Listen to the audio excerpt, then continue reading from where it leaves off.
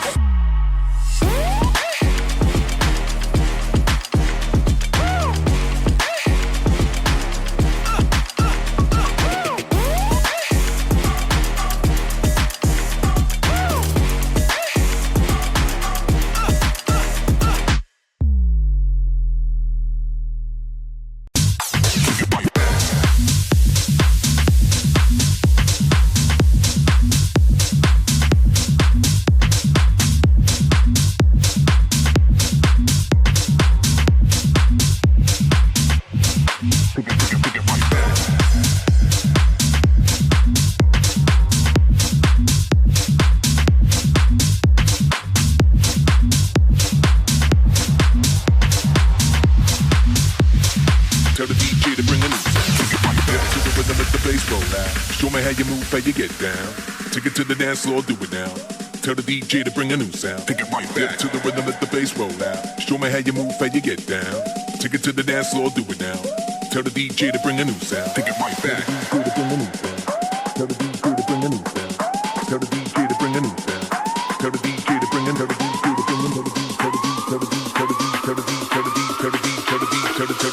Tell the DJ to bring a new sound. Tell the DJ to bring a new sound. Take it right back.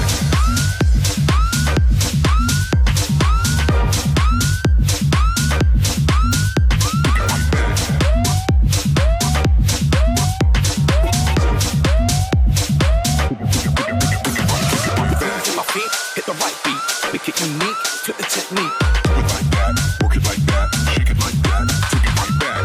To my feet, hit the right beat, make it unique, flip the technique. Do it like that, work it like that, shake it like that, take it right back.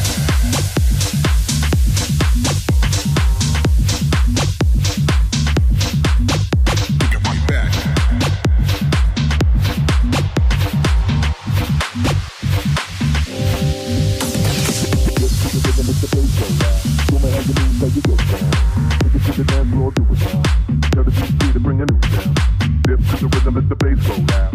You move, how you get down. Take it to the dance floor, do it now.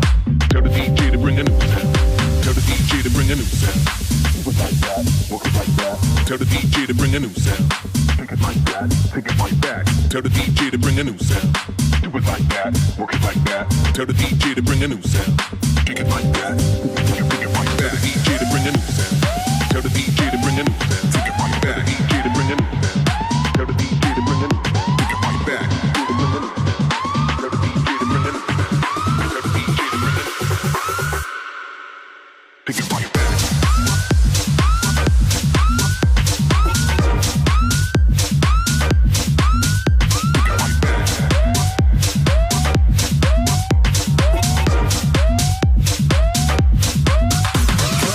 To my feet, hit the right beat, make it unique.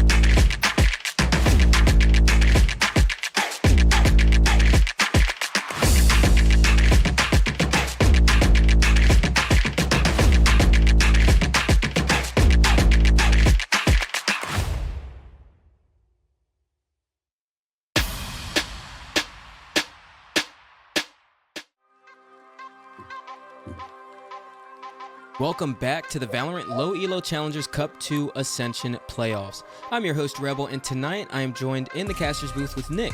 Man, we've got some banger matchups coming up tonight, but it starts with TIMEZ versus Red Panda Gaming. What's your prediction on this one? Absolutely, these games look really promising. Honestly, I don't know, I can't really tell, because normally, as most people would say, they'd expect Red Panda Gaming to be the team that would probably win this. But then a few weeks ago, when we saw TIMEZ versus Corner Campus, we saw an entirely different team. Corner Campus was one of the teams that most people actually considered to be the best in this tournament, yet they lost to TIMEZ with quite the big score differences. Yeah. So I mean, it was a huge score difference. I really cannot tell. I feel like both of these teams are probably really close to each other, and both teams could very easily win this. Yeah, you're absolutely right. I think tonight it's anybody's game. Now, I want to dive a little bit deeper into the narrative for both of these teams, because this is where we can actually start to kind of like paint the picture. Now, TIMEZ, they had a very unfortunate start against Corner Campers in their group stage. They weren't able to play that first map, and they went down 5-13 on Lotus. However, though, Nick, they turned things around pretty quickly against Visualize in that elimination matchup. And that was a very close one. It went to 3 maps, and it went to double overtime on the last map, 15-13. And you and I actually casted that match. And that's also the matchup that I fell in love with this TIMEZ squad, especially Keo on that Gecko role. And after that, you know, they earned their spot in this playoffs by beating Corner Campers, like we just talked about in that rematch, in what I consider a very dominant scoreline. And that's a result none of us were expecting here in the community. And needless to say, they've shown a great improvement during their stage run, and I'm very excited to see that continue tonight for sure. Absolutely. I'm honestly really excited to get to see how this match goes. Yeah, and one thing that I want to dig into now, I want to talk about the players. When it comes to the players on TIMEZ, I see some good layers, right? Ski, he's on that Sentinel role, always locking things down. And we've got Keo, you know, who you can always trust in that initiator role, usually Gecko, to get trades and to clutch out rounds. I mean, her clutch factor is so high. But the star of the squad, NRY. Let's talk about him for a second. This guy has taken the server by storm, and that's the star duelist for TIMEZ. And I'm excited to see his performance tonight. Looking at this, these are his overall stats so far in the tournament, all averaged together from his previous games. He's got 222 ACS. His KD is positive. He's got a 63% cast, which is great, and he's got good success rate on his first kills. So I'm looking for him to be the difference maker for TIMEZ tonight for sure. Absolutely. Like, last game, I mean, it definitely had a bit of a slower start, but he did do his job as a duelist, and then later on he actually showed up when the team needed him. So nonetheless, I do definitely feel he was going to have a really detrimental role for this game. And then if he actually has a good game as well, like for the last 2 games against Corner Campers, he's definitely going to make a really big difference. Yeah. Now, for Red Panda Gaming, you had mentioned at the beginning here that this is kind of anybody's game, right? Because TIMEZ, they look like a really dominant squad right now. But also Red Panda Gaming, they've already been that dominant squad, right? They've proven themselves since their first matchup. But I'm a little torn here. So RPG, they look completely different than what they started as. You know, they had CJ in that IGL role, and he has been a monumentally impactful player for this squad since the start. And they don't have him anymore. So losing that leadership and impact all at the same time in him as an individual has got to change the system by a wide margin. And I'm not entirely sure what to expect after these changes, but it's hard for me to look at Red Panda Gaming the same after such a pivotal piece of the puzzle has been extracted. And when I look at their previous results, I wonder how much of that would stay the same given the changes they've been through. So they're essentially at a fresh start here. How do you feel about that coming into this matchup? I really want to see how they decide to do this, because again, we talked about CJ quite a bit last series as well. Again, last time TIMEZ played as it moved over to Corner Campus, and it's just such a big change for them, because CJ wasn't just an IGL for the team, he was also a player that while IGLing could also get really impactful frags towards rounds, and he just in general had huge impact as a player in the server as well, and not just as an IGL. Yeah. So I really don't know how they would go here about replacing him in the squad. Though I definitely believe that, like, as a team, if they sat down and practice, they still have a very good chance, because I mean, we know pretty much all of the other players and know that they're actually quite good. You're absolutely right, especially Izumi, who we previously know as Bando here in VLE Challengers. I think he's a great player. He shows really good performances on his duelist, so I'm excited to see Izumi versus NRY. I mean, that's a matchup we get tonight, Nick. We also do have Hunter, you know, in that role. He's always been really impactful as well. You know, his mechanics are really good, and they've got Coach Maelstrom back into the mix here, and he's someone that's been by Bando's side since the RPG days back in the VLE beta tournament. Even, need I say, go even further back, Echo League, right, where they played together on WCG, that roster. So I mean, you still have that duo and that, you know, synergy between those two, and I think that they are definitely going to be the two difference makers in terms of keeping their system stabilized after the changes that they've had with that leadership moving forward.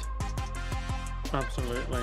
I mean, again, it just comes down to how they decide to adapt to that change, and I definitely believe that they can, especially with what they've showed us in the past. Yeah, 100%. Well, folks, we are ready and set to go into this matchup. This is VLE Challengers Cup 2 Playoffs, Day 2.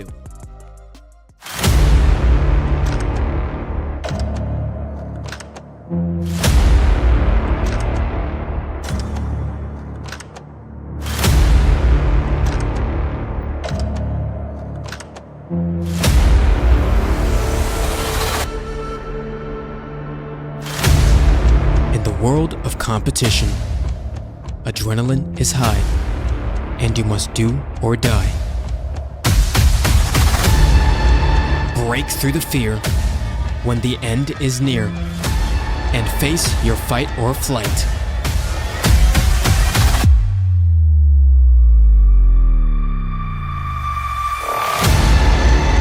Fight for your life during the ascension to become a champion. Ready your weapons and rev your engines and get ready for the ride. This is Ascension.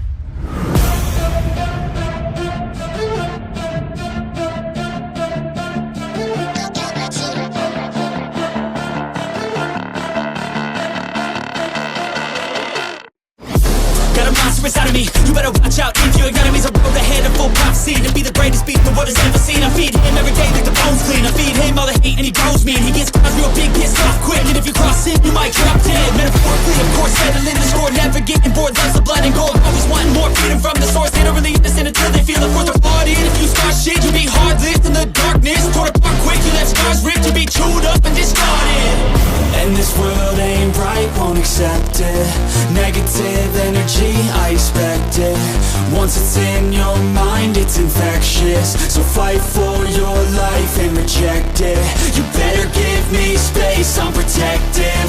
My adrenaline spikes when I'm threatened. And if you stay in my way, I'm aggressive. Cause when there's no exit, I'll kill when I'm desperate.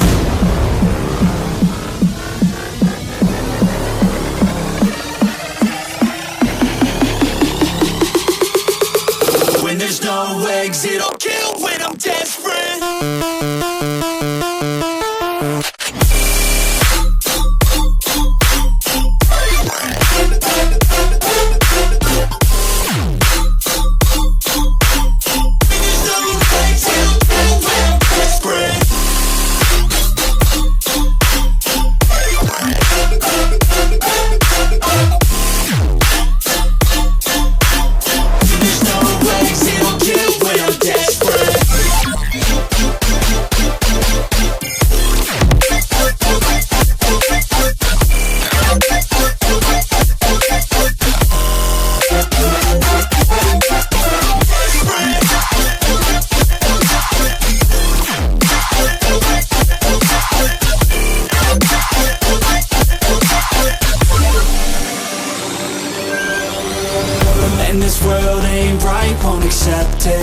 Negative energy, I expect it. Once it's in your mind, it's infectious. So fight for your life and rejected. You better give me space, I'm protective. My adrenaline spikes when I'm threatened, and if you stay in my way, I'm aggressive. Cause when there's no exit, I'll kill when I'm desperate.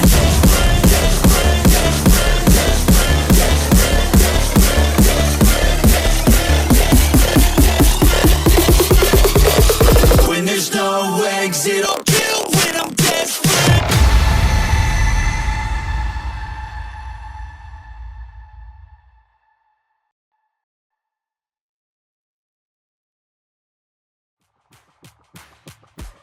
Here we are. Map Veto, Red Panda Gaming versus TIMEZ. All right, so interesting. So we get an Abyss ban here, which makes a lot of sense. I mean, because previously TIMEZ actually banned Icebox, Haven, then Icebox again in that order, and TIMEZ's picks were actually Lotus and then Abyss twice in that order in the group stage. So Red Panda Gaming coming out on top, no surprises there. But on the flip side, RPG previously banned Icebox then Lotus, and their picks were Haven against Operatives and Haven against Celestial Titan, and so that ban comes out from TIMEZ.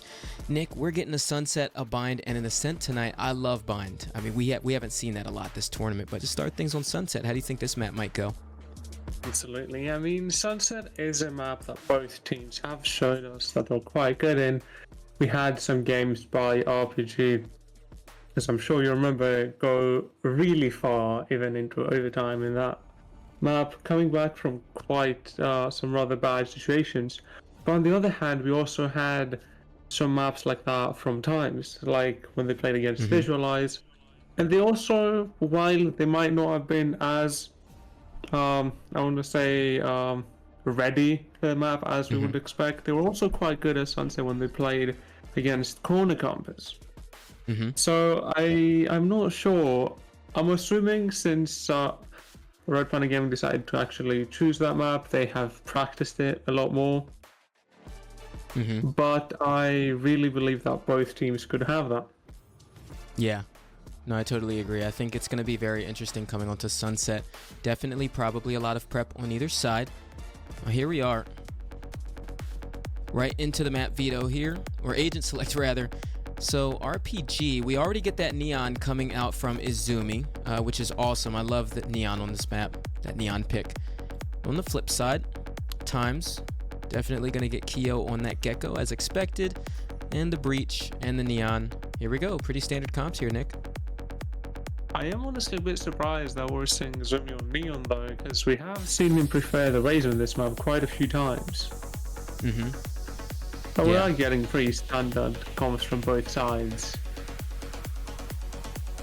I mean, the thing is, I'm also used to Izumi playing that Raze. We've actually also seen Phoenix from him on this map as well. I think that was back in Cup 1 though, when he was on the revamp squad. But that Neon coming out, so I mean the difference with Neon and Raze, I think they're interchangeable on this map, first of all, but second, I think when it comes to the movement, very different styles. Raze has that more explosive movement, whereas Neon, it's a bit more of a sustain, right? You're going for that, you know, you're running onto the sites, you're going for that, you know, slide onto the sites, and I don't think it's that big of an adjustment to make. I think that Izumi definitely has the potential to do it because he's really good at going in there, getting wild, going for the picks, and I'm really excited to see that change from him tonight, for sure. Absolutely.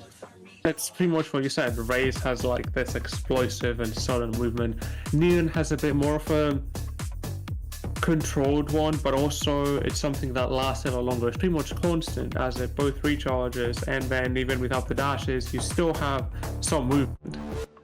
Yep. Definitely, here's how this goes, yeah. The comps are almost identical. The only difference is the Sova with the Gecko, which still both comps are very standard for this map.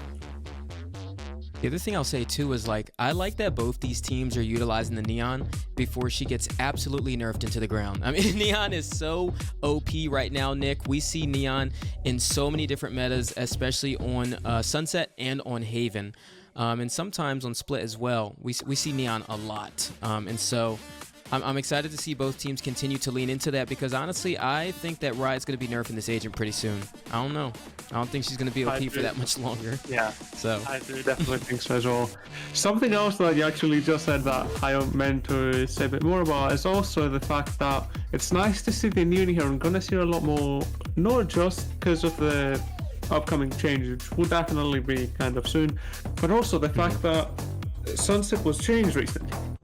The main issue teams had with Neon in this map was the fact that she was so easily shut down by Cypher. And also with pretty much no effort, as there were so many really easy that could like completely shut down the entry from a Neon. That's something that is no longer doable on this map. You're absolutely right. Or I mean, at least not only was it map changes, not only just map changes, but also Cypher changes too, right? I mean, you have that half of a second wind up, so you're absolutely right. He's not as potent as he used to be against that Neon. And here we are, right into the pistol round here, folks. So far, taking control of this space over towards mid. NRY trying to look for that first pick. Over towards market, nothing gained thus far. Comey peeking on to the A space. Now he's by himself on this extremity, so probably going to play as safely as possible. Second one-way comes through. You can already see TIMEZ starting to move up onto this. They're getting a bit weary about where the second presence is, but there is none. RPG playing very passive from this. And Nick, this is a style we actually saw yesterday. Everyone was playing retake for A on this map.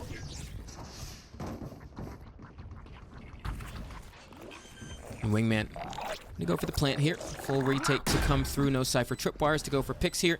We see that paranoia ready in hand, but they go fast for it. The Dizzy right into spawn, keeping things nice and hot into this. And TIMEZ, there it is already. Azumi going down, not able to get any trades. Snickerdoodle going right into the angle. Hunter looking for a pick, but Keo with 3 on the round, and TIMEZ starting things off hot with the pistol win.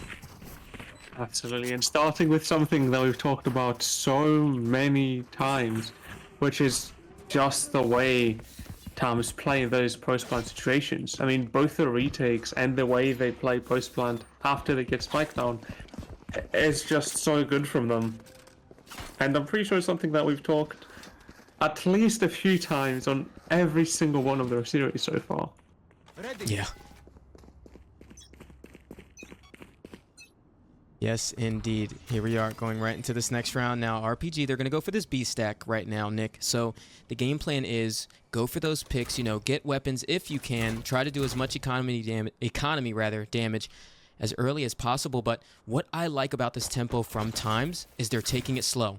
They know what to expect in this round. And as they wait and listen for it towards B main, they're all making a beeline over towards this A site. And this space is open and they know it. Red Panda Gaming have to clear out a lot of these spaces. Trying to look for anything that they can get, but once again, TIMEZ, the game plan is push right through the spawn, get as much aggression as possible. They're going to stay quiet towards it, though. Hunter, he's not quite aware towards it. 4 players there. He does get a dink, so that is armor taking down from NRY, but the rest of the RPG members over on this flank right now. Dark cover came through, so very slowly mitigating the sight lines here, but Keo and NRY, the 2-star players for the squad, already taking them down. Izumi does do damage with the Ghost, landing 2 headshots there, but Ichirisu with the last pick, and that's the second round for TIMEZ. And I mean, again, that's such a good start from them. This might have been the buy round, but they're just really good. And I mean, this is, as I always pretty much say, this is actually when the game starts. I mean, after pistol, the following round is pretty one-sided. This is actually a quite good bonus for TIMEZ. But like round 3, round 4 is where the game actually starts.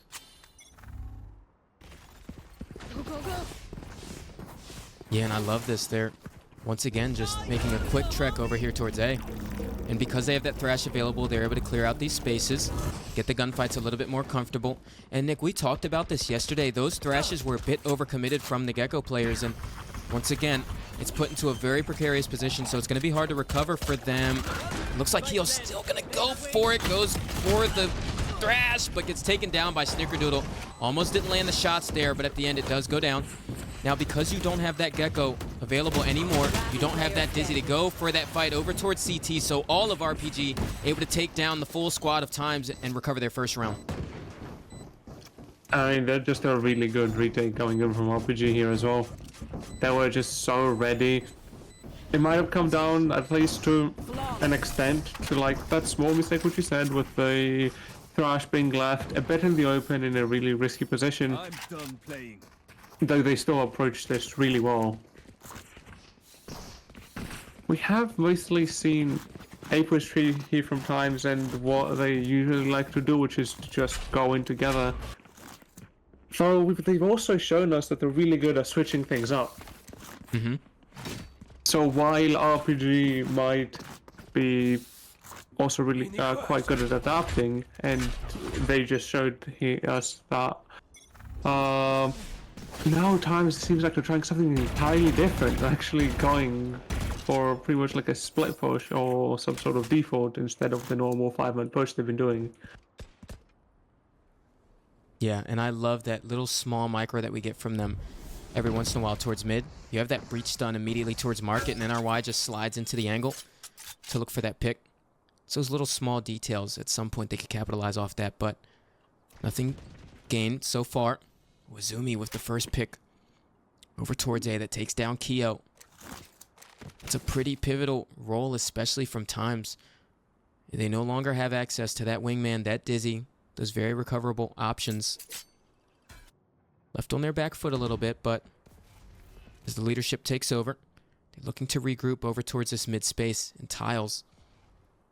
Assist with NRY. You see it, Ichiriso is actually trying to explore this B space, trying to sniff out what is this setup, what can our first approach here look like. You know, they've beelined it towards A few times now. This is the first real exploration we're getting over here towards B, and it looks like it's going to be a split. Market space gained. Ichiriso looks like he's giving the comms that this space is pretty clear, but the Omen, Komi is quicker to the punch. Ready for NRY, coming right through the doorway in XD. Second one left to come right into this one. Only 12 seconds left onto the clock. And right now, out of desperation, they have to push through this choke, but Komi actually lands down 3 on the round. XD does get a trade, but Ghosty immediately follows up. And that's a second round for RPG, and it's game on. Absolutely, and both teams are looking quite good right now. RPG coming back from this first 2-round losses, looking really good. I mean, suddenly pretty much everything TIMEZ started to do this round, just RPG was ready for. Yeah. TIMEZ is really good at switching things up, but also RPG does that quite a bit as well. I mean, they're immediately switching their setup and pivoting more towards B here. And it looks like they're actually right.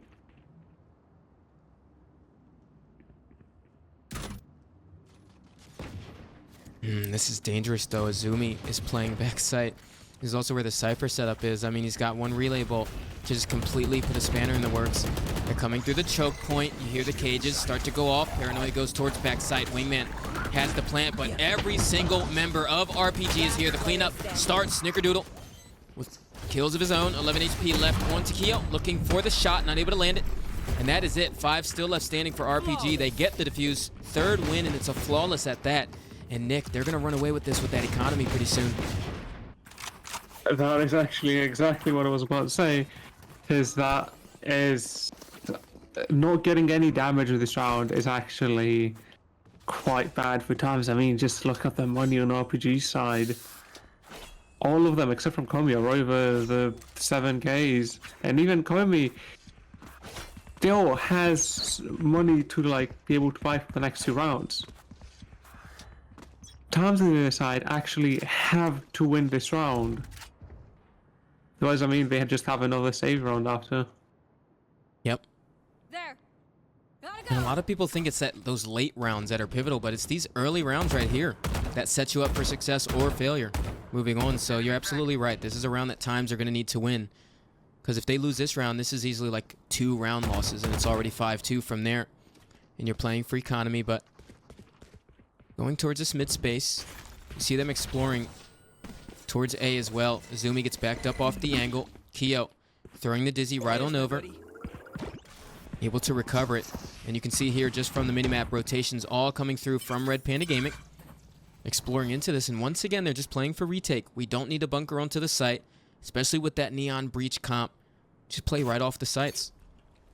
And I think so far, most teams, Nick, here on Sunset have had a decent look of how you need to play that retake for A when you're on defense. So, I mean, A is just a site that, like, you can't really hold. There's not as much to do to play aggressively before Spike is down. Well, it is a side that is really, I want to say attack-sided in a way, but that also applies to when it comes to actually playing aggressively towards the side, not just the attack side of the map. So like even when you're going back to retake, it's something that can be very easily done. Yeah, you're absolutely right. And things are looking a little bit different here though. He's gonna have to get that spike down, and it gets really messy from TIMEZ. And Red Panda Gaming able to take this round, and this is the one that TIMEZ needed.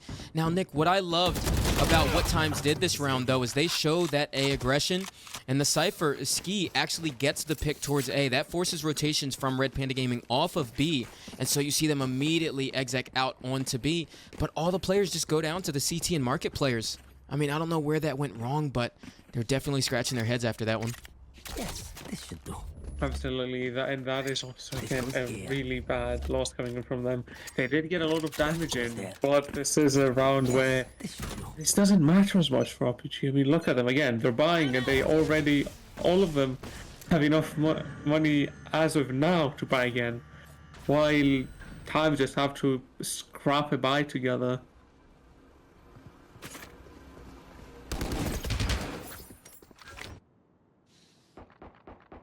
And that Aldrone actually gets a pretty good sufficient amount of information as well. Hear a lot of gunfights, or gunfire rather, over towards tiles. So you see, still prioritizing a little bit over towards A, but Izumi's actually bunkering onto the site this time. A lot of mid clearance as well. They actually want to explore into this. Snickerdoodle goes onto the angle, does get dinked. Gonna have to back things off. Izumi still playing over here towards the elbow position. And right now, you see Odichirisu exploring over towards this B space, right? Find out what passive information are they gaining over here in B main that we don't know about. Because that's exactly what makes these mid rounds pivotal. As that goes down, Izumi is able to take down NRY. That is the tip of the spear for TIMEZ. Out of the equation. Still going to go for the exec, though.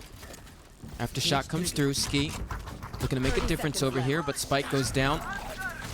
And there it is, Hunter's Fury out from Snickerdoodle. Takes down the wingman, no more plant to come through. And that completely throws a wrench into their plans here. And Odichirisu trying to go for that mid lurk, runs into the trap wire, and Ghosty takes him down in RPG 5-2, and they're starting to run away with this one. Let's do better. This is such a good and like, even I want to say dominant look from RPG coming into this. I mean, it definitely shows that this is their map pick. This is a map that they're good at. This is a map that they wanted to play. Yeah. Right there. I don't know, I'm very curious to see how TIMEZ adapt to what they're doing, because it's something that they showed us a lot. Ooh. We actually get a mid play from RPG this round.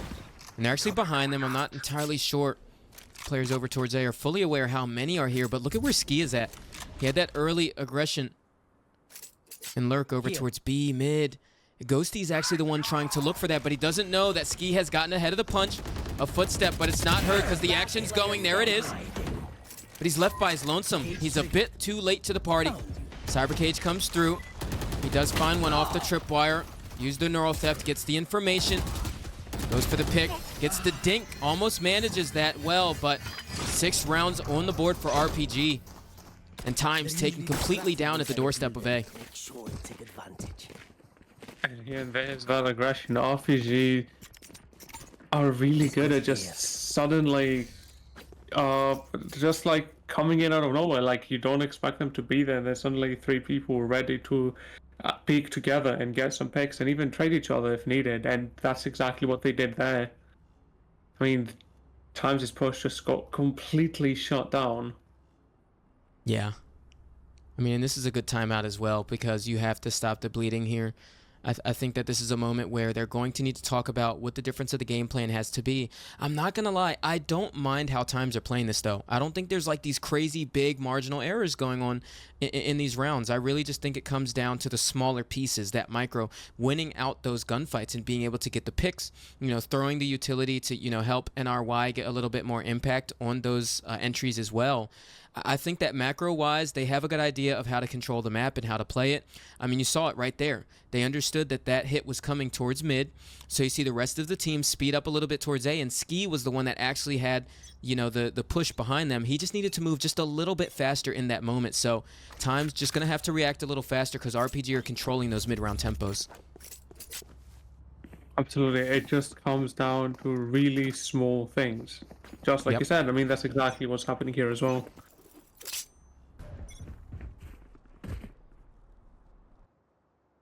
And this time, a lot more presence over towards B by RPG. The save round by Times. So we're getting a bit of a different look. This time they want to explore that mid space and see if the aggression comes through, but the dark cover is actually denying them the entry through market. XD is looking for his own pick here from main. He's got the stinger in hand. A little bit of warning shots there from Izumi. Backs off of the angle. But NRY, he's got a Phantom here. If he could be the hero of this round, that would be huge.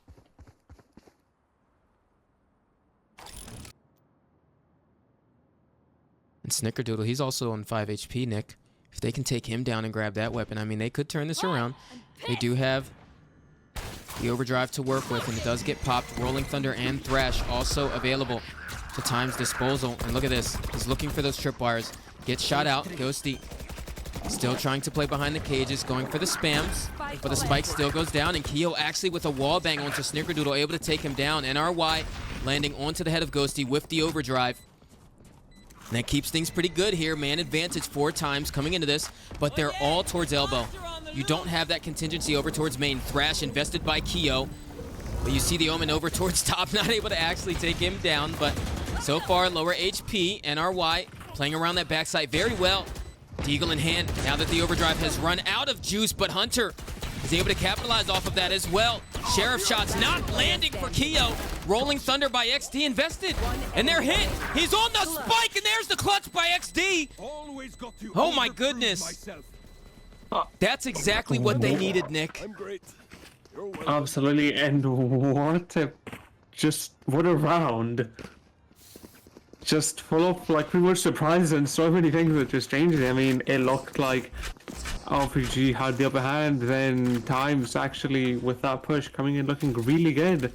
But then that just kept changing. I mean, XD getting those 3 at the end with that stinger. Especially in a save round, that is exactly what Times needed. Yeah. And it's usually moments like that I'm like, yeah, probably didn't want to use the Rolling Thunder there, but no, that's what gets them the clutch. They were grouped up on site. And that kind of decision-making towards the late round, that discipline, and that critical thinking is exactly what gets you ahead. Times feeling good coming off the back of that when they've got rifles back in their hands, so we're a bit restored on the side of Times. On the contrary, looking at RPG, they want to correct the course of what just happened last round and make sure those arrows can't happen again.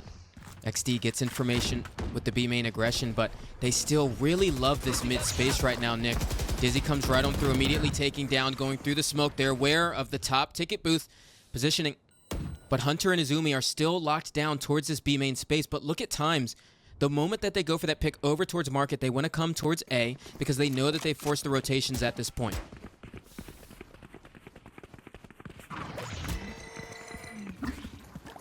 I mean, that's exactly what they did. RPG might have that info towards B main, but they're just not ready for that A push. They move right into this spy cam. It's pretty high here, but look at Ichidisu right now. He's actually ahead of this. Might actually be able to go for the pick, and there it is. Flashpoint was actually out for Hunter, and it gets taken down unexpectedly. And Izumi's the one on this flank right now. He's trying to decide if he wants to go through. He actually jumps over. I think that's the second time someone's been able to jump over the tripwire, so Ski is going to have to make an adjustment there, but nonetheless, they do have the man advantage for the side of Times. Not aware that this flank is able to come through, though, so Izumi could be the difference maker here. Keo backs up, walks into the crosshair. Izumi's ready for it. Stun goes through.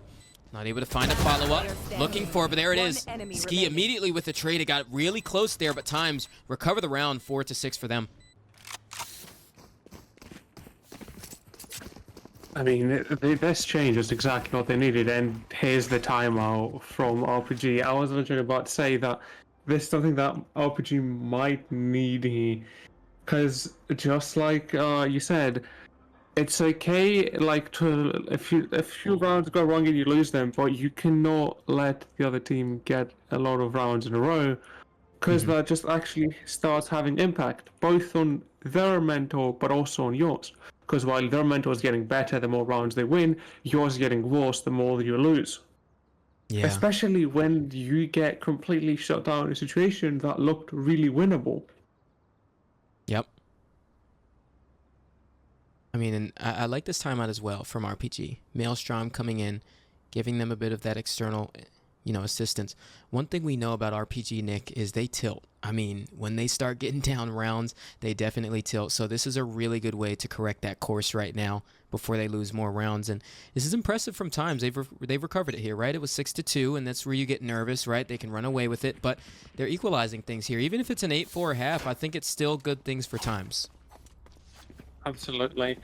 And I do believe, though, that they were definitely able to get a few more rounds here. I mean, attack is the half that they've always been good at.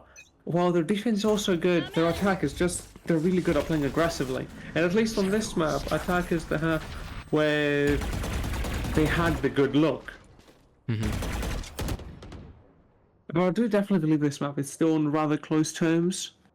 And I'm just curious to see how RPG decides to adapt to this sudden change, where while Times has been completely shut down and they looked pretty much unable to do anything, suddenly came back and won a really hard round, followed by one where they were actually quite dominant in. That's a good point. I'll look at it here too. They're starting to give us that tempo they had before too. The slower mid round here. Not a lot of map control gained though, so Time's gonna have to move forward and explore one of these extremities at some point. It's very often, Nick, that they get that look over towards market. They really want to control that space Times. But this time, fully moving on towards the B main space. Noise can be heard at this point by Comey. You see the paranoia is out in his hands. Ghosty ready to swing off of it. The cage comes through, looking for the swing towards main, and there it is. Able to take down NRY. Not looking for those tripwires. And they don't have that Sova to throw those shocks, so you're going to have to shoot those out. Ooh, moves right through it. The Cyber Cage blocks the vision for just a second, but Ski recovers 3 on the round out of nowhere. And Snickerdoodle still alive onto the site here. And XD playing the opposite position. Crosshair placement not quite where it needs to be. And it forces it down to a 2v2. Hunter's Fury in the hands of RPG right now, but presumably not going to get invested here, and they actually think both are towards market. He's defusing the spike, but the peak comes through, and Snickerdoodle gets 4 on the round and trades things off.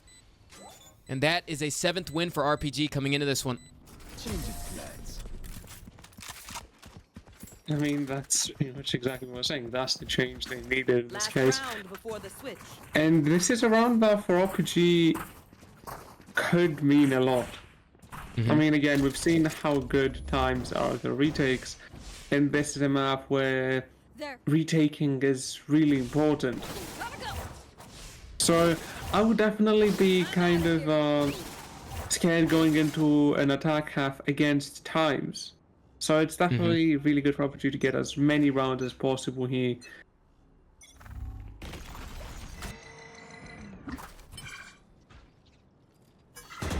And this time, some information. What is that? Azumi was trying to wallbang Ski through the map.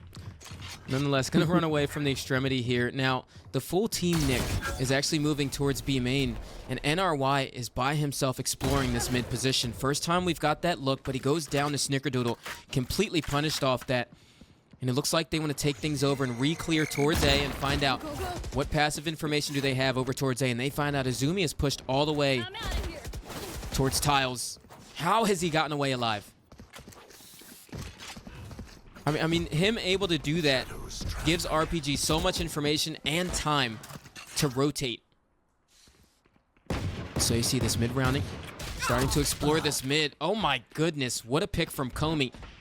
Just goes onto the angle, takes him down, and he just TPs up to 10s.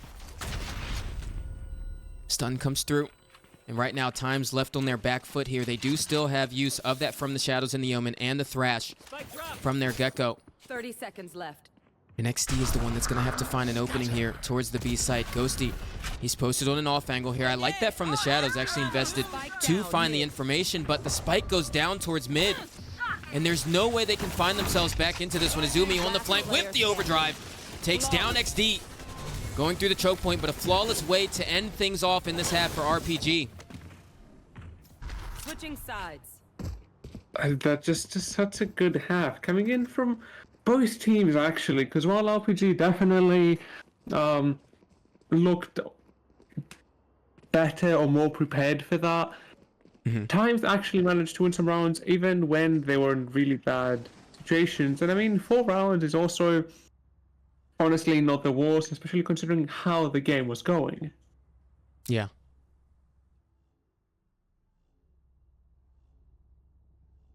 I mean, if they can recover this pistol here, I definitely see some silver lining for TIMEZ. But I mean, RPG are definitely looking like RPG lately on these rounds. And that's where it gets scary too, though, Nick. Once you have that confidence in your head on the side of RPG, it's really hard to take that out of them. So if they win this pistol, get that next round, you know, that's their open door here. That's exactly what I'm looking for from them. Dark cover comes through. Fends things off over here towards the B main position. They're going to use the Owl drone to re-clear things through this, but you see there's no commitment behind that Owl drone. I actually just want to make sure that we don't have any blitz plays going on off the back of it. And TIMEZ are looking for a bit of a read. Everyone rotating over towards A. But RPG actually are moving up on this as they saw there was no aggression that came through to re-clear B main off the back of that Owl drone. Ski getting stunned. Izumi looking for the angle, but TIMEZ, or Ski rather, actually playing around it very well. I must wait a moment. And now that all the information has been gathered, all of TIMEZ definitely able to come here for the retake, but he gets forced out of position. Comey on that lurk from the aftershock, and he gets taken down. So far, so good from TIMEZ. Izumi. Relay bolt comes towards backside, but there's so many bodies here from TIMEZ in market, so no peeks are able to come through from RPG. Aftershock comes through, and there it is. Flashpoint landing onto Hunter, taking him down. Ghosty to follow up. Izumi as well, but NRY with 3 make that 4 on the round, and that is the pistol for TIMEZ. And just such a good look. And it's funny because it's actually exactly what we just talked about. It's those retakes and just how ready they are. Just come back into the round. And they just showed that, exactly that, this aggression. And they've also shown us they're actually really good at those pistol rounds. I mean, we talked about it against Corner Camps as well, where I believe they only lost 1 pistol round, actually. And I mean, so far they've won both in this game, so it's definitely a round they're looking really good in, and probably one of the most important rounds in each game.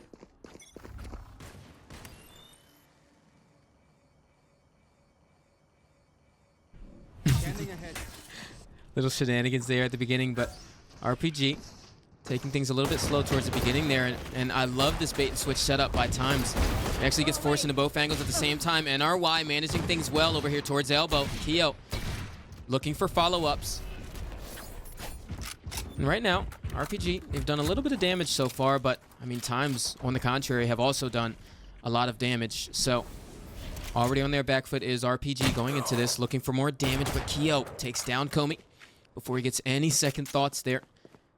Ghosty regrouping things over here towards the B site. And right now, once again, the only thing RPG can ask for in this round is as much eco damage as possible to try to gain that advantage early going into this half.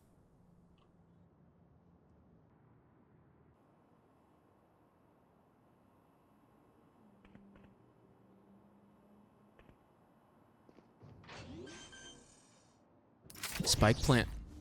Okay. Planted the spike. That's good for RPG. Does give them some money for that. And TIMEZ gonna come in for the retake. Cage Bit of an awkward mid-round here, but the team convening over towards the site now. RDTD suit ready with the dark cover over towards main. Dizzy comes through by Keo from Boba. And now they have commenced things coming onto the site. Aftershock to clear things over towards Hut. None found. And right now they can assume that both players are over towards B main. Stun comes right on through. Mosh Pit is going to force Ghosty out of position now. Hunter trying to go for the spam with the Sheriff through the smoke. Bucky put into his hands. Keo trying to take him down with the knife. He does take down 2. Towards B main there. He got 3 on the round, and so a lot of damage was done there by RPG.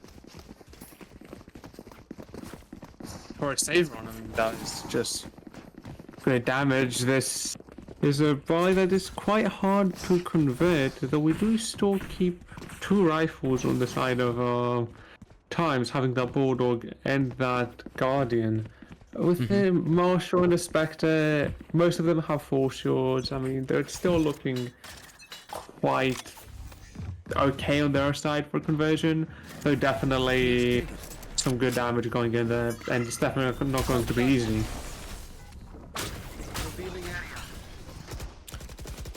And the take commence out over towards the site here. RPG looking to limit test what that B setup is by Times. So far so good. Plant goes down, but immediately off the back of that Owl drone, Izumi able to slide right into market there. Takes one down, not able to get the trade. Want to ski, but left down to 33 HP. Goes right into the angle, and Komi's good for it. And there it is, a 9th round for RPG, and that was a quick cleanup there. Absolutely, they just went in so quick, immediately playing really aggressively and going for those picks. And that's exactly what they need, though. The thing is, what we saw really worked against Times that teams did was when playing aggressively, most teams actually stop once they reach site and are good to get spiked down. The problem is that when you're playing against a team like Times that are really good at retaking, that will very rarely actually work. At least not consistently. Like, you need to sort of overextend a bit and just be a nuisance and not let them approach the retake as they want to. And that is exactly what they did here, and Times just were completely shut down. Yeah.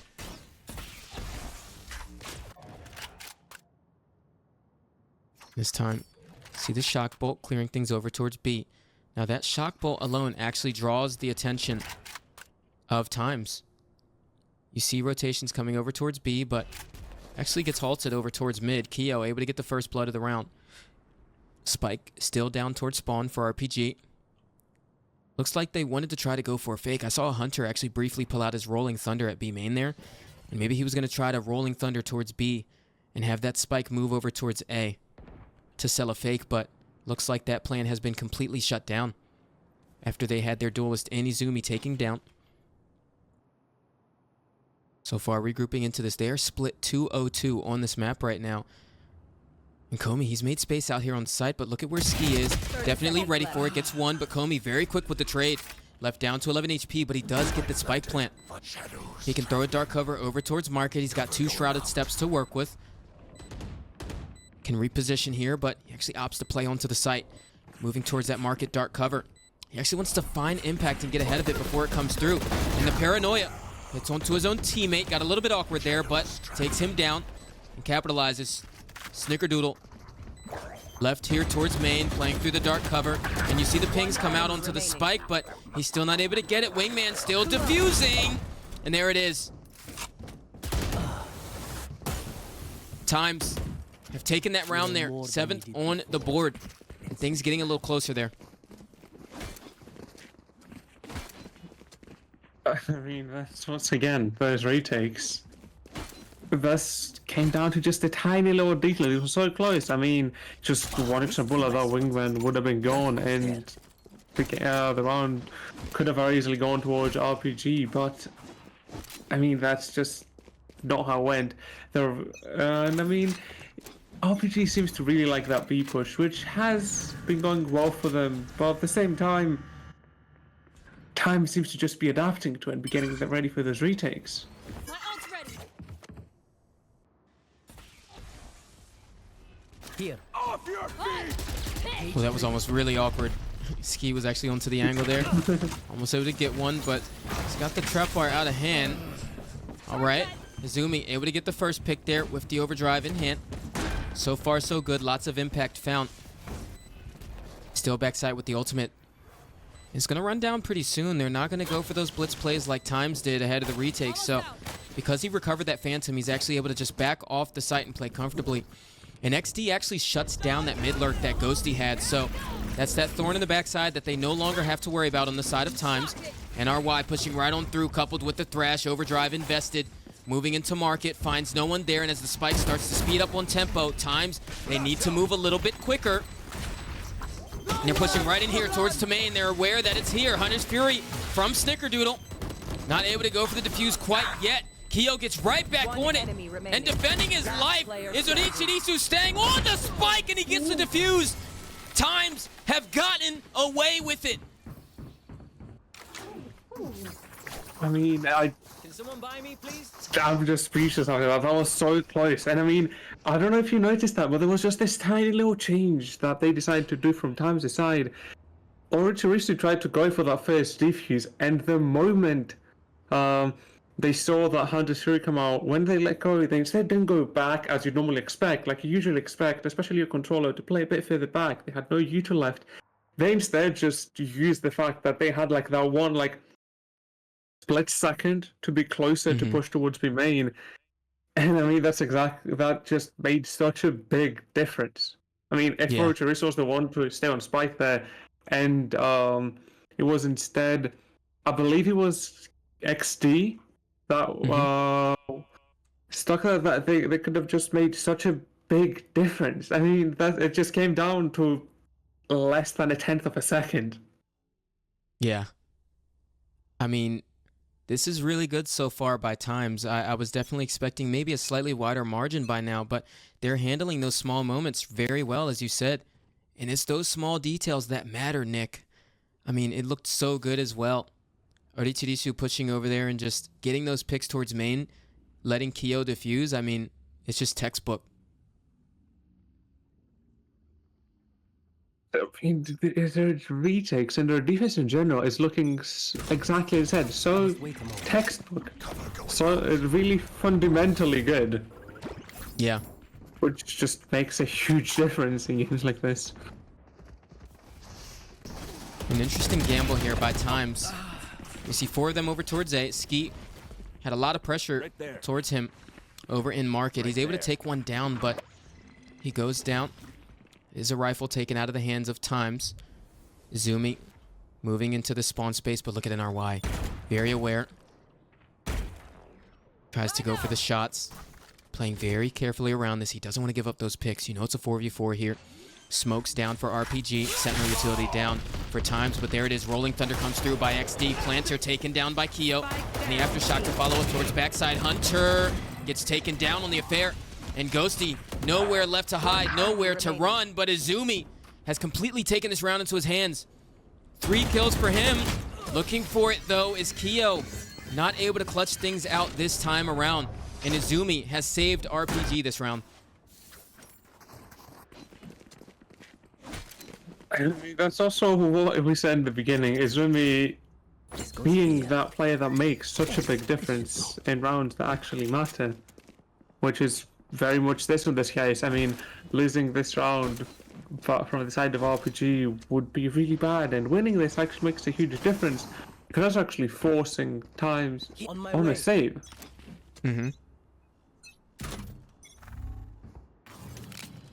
Yeah, I mean,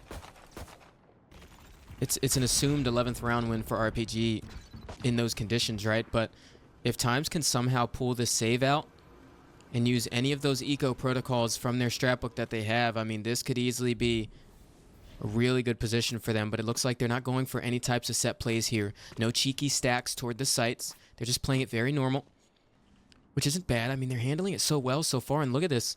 XD and NRY are actually exploring this B main, or A main rather, space, but Hunter takes down both players towards B. There wasn't enough firepower stacked out onto the site, and Keo down to 25 HP as well. Just makes things so much harder for TIMEZ to deal with here. Recon bolt towards market, gains no information. But I mean, they have main space. They don't see any coming through Boba thus far. Dark cover to plant any question marks, so you see why Keo is clearing these angles just a bit differently. Crossfire here towards backside. I mean, it is a perfect post-plant positioning by RPG right now. There's no way to come into this for TIMEZ. Right now, they're just going to have to go ahead and try to die to that spike. Paranoia to come through for market. They don't want to give any picks. Nick, this is TIMEZ denying any ult orbs for RPG, and they're doing it so well. RY. Oh, there's one for Comey. And there's one for Ghosty. But Keo gets away with it, able to die to the spike there. Economy gonna recover for TIMEZ here, but that's RPG with their 11th round win. Yeah, managed to get some damage and deny. Yes, then one auto. Not the best, definitely, but also definitely not a bad outcome for a round where they all just had classics.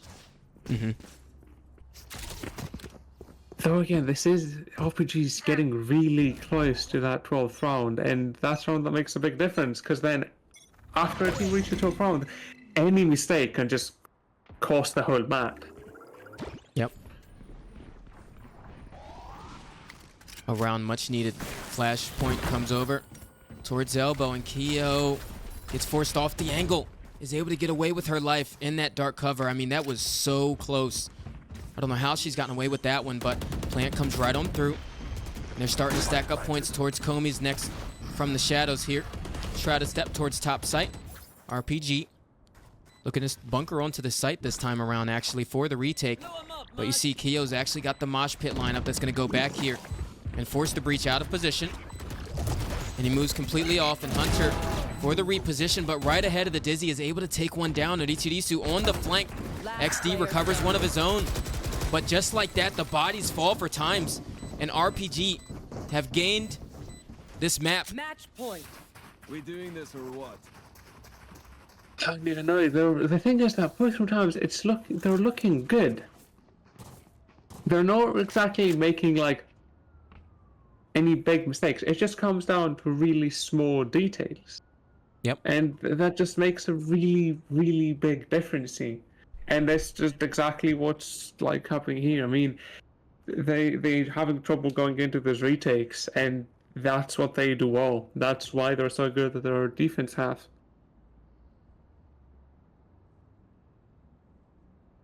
Yeah, and I totally don't agree. know, I think they handled that well. I mean, Keo, especially with the lineups, had the Gecko mosh pit back site. Dizzy came quickly, but they didn't capitalize off it because Hunter, as soon as he gets hit by that Dizzy, Nick, he just gets a headshot onto Keo. So it's those small micro details that just end up so unfortunate for TIMEZ every single scenario that we see in those retakes. Now this timeout gives them a chance to figure out what they need to do to stay into this game. I mean, I don't want to enact the curse, but we've seen a team win in a position like this, so it's not totally over yet.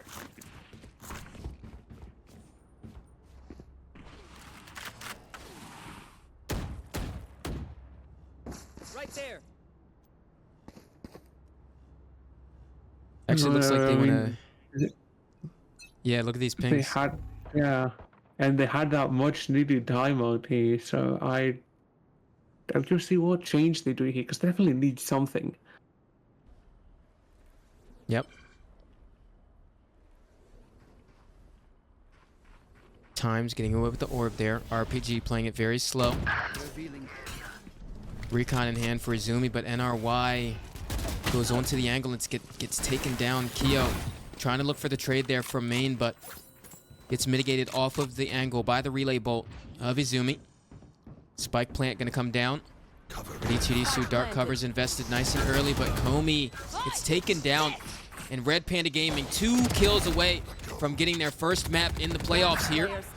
Almost able to recover things. Richidisu goes down, and there it is, 13-8 in favor of Red Panda Gaming.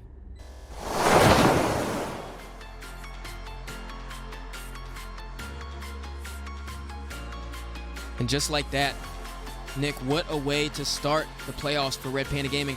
I'm not going to lie, a great start as well for TIMEZ. I mean, one of the big expectations, I think, because after looking at the pick'ems, I think it's safe to say most people have Red Panda Gaming winning this series, right? And so coming into this, I mean, 13-8 is not a bad scoreline to go down to. But yeah, on the flip side, I mean, looking at this Comey topping leaderboard with the top ACS, Snickerdoodle, Izumi, and Hunter all behind them, it just looks like all of RPG are just shooting right now.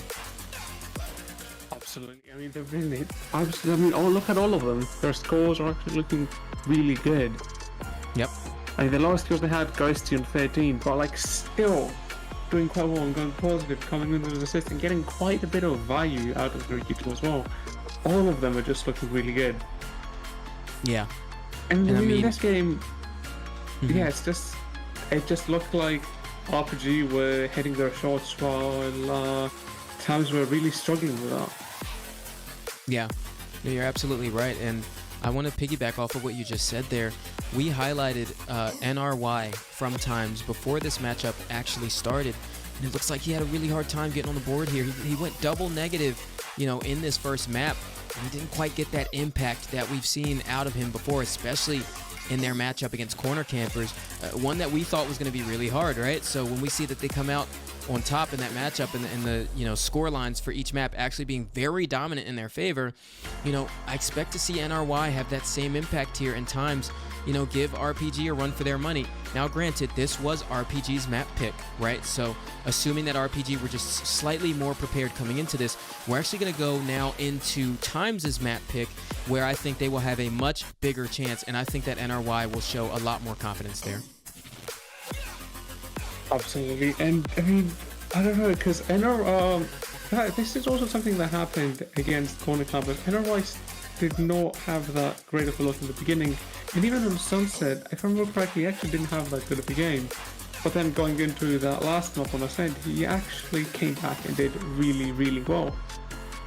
So I don't know what will happen here, because we do have TIMEZ's map pick as a second, which is Bind, a map that has been avoided so much by so many teams. Yeah. I mean, I get it. Bind is actually, in my opinion, one of the hardest maps to be good at.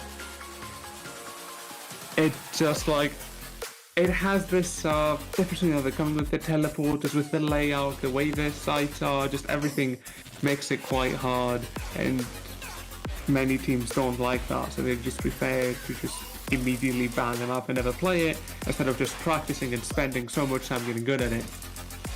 If TIMEZ actually did this though in this case, which they definitely showed us that they have done before in many cases, Abyss being one of them actually, because it's also another map like this,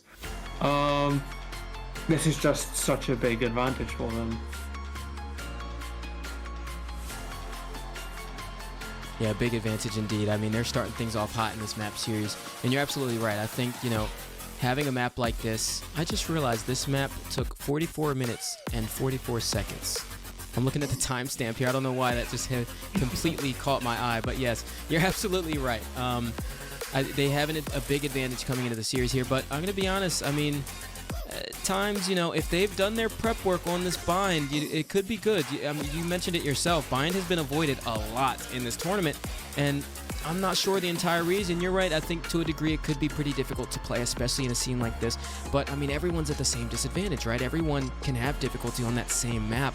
And so if TIMEZ have done their homework and have looked at other Bind gameplays and even watched some VCT matches, right? I think it is so beneficial to watch some VCT matches and get a sense of how the pros are playing the meta on the maps and understand where the biggest strengths can come in, right? Let's talk about comps too, right? There's a lot of different things you can do there. You've got the Sky Gecko comp where you can get that super flash going with the Dizzy and the guiding lights and just completely capitalize off of every single fight you take. You've also got that Fade Gecko comp where you can just get all of the information around the map and just siphon everything. But you also have that lesser comp where you can still utilize that individual Sky. We don't see it as much, but with that Brim Viper Cypher to get something a little more defensive sided and slower paced with more, lurk potential on attack. So I'm excited to see which one of those metas these team leans into on Bind, because that's going to be defining for the rest of the series. Absolutely, and it's absolutely defining, and I'm honestly really excited to see it, because I definitely don't believe that even after having a decently big difference in rounds here, 13-8 is definitely not too close to score. Yep. I still believe that both teams have a very good chance of winning this. Well said, my friend. Well, folks, we're going to cut to a very short intermission here, but we will be back with map 2, and that's going to be Bind. We'll see you on the other side.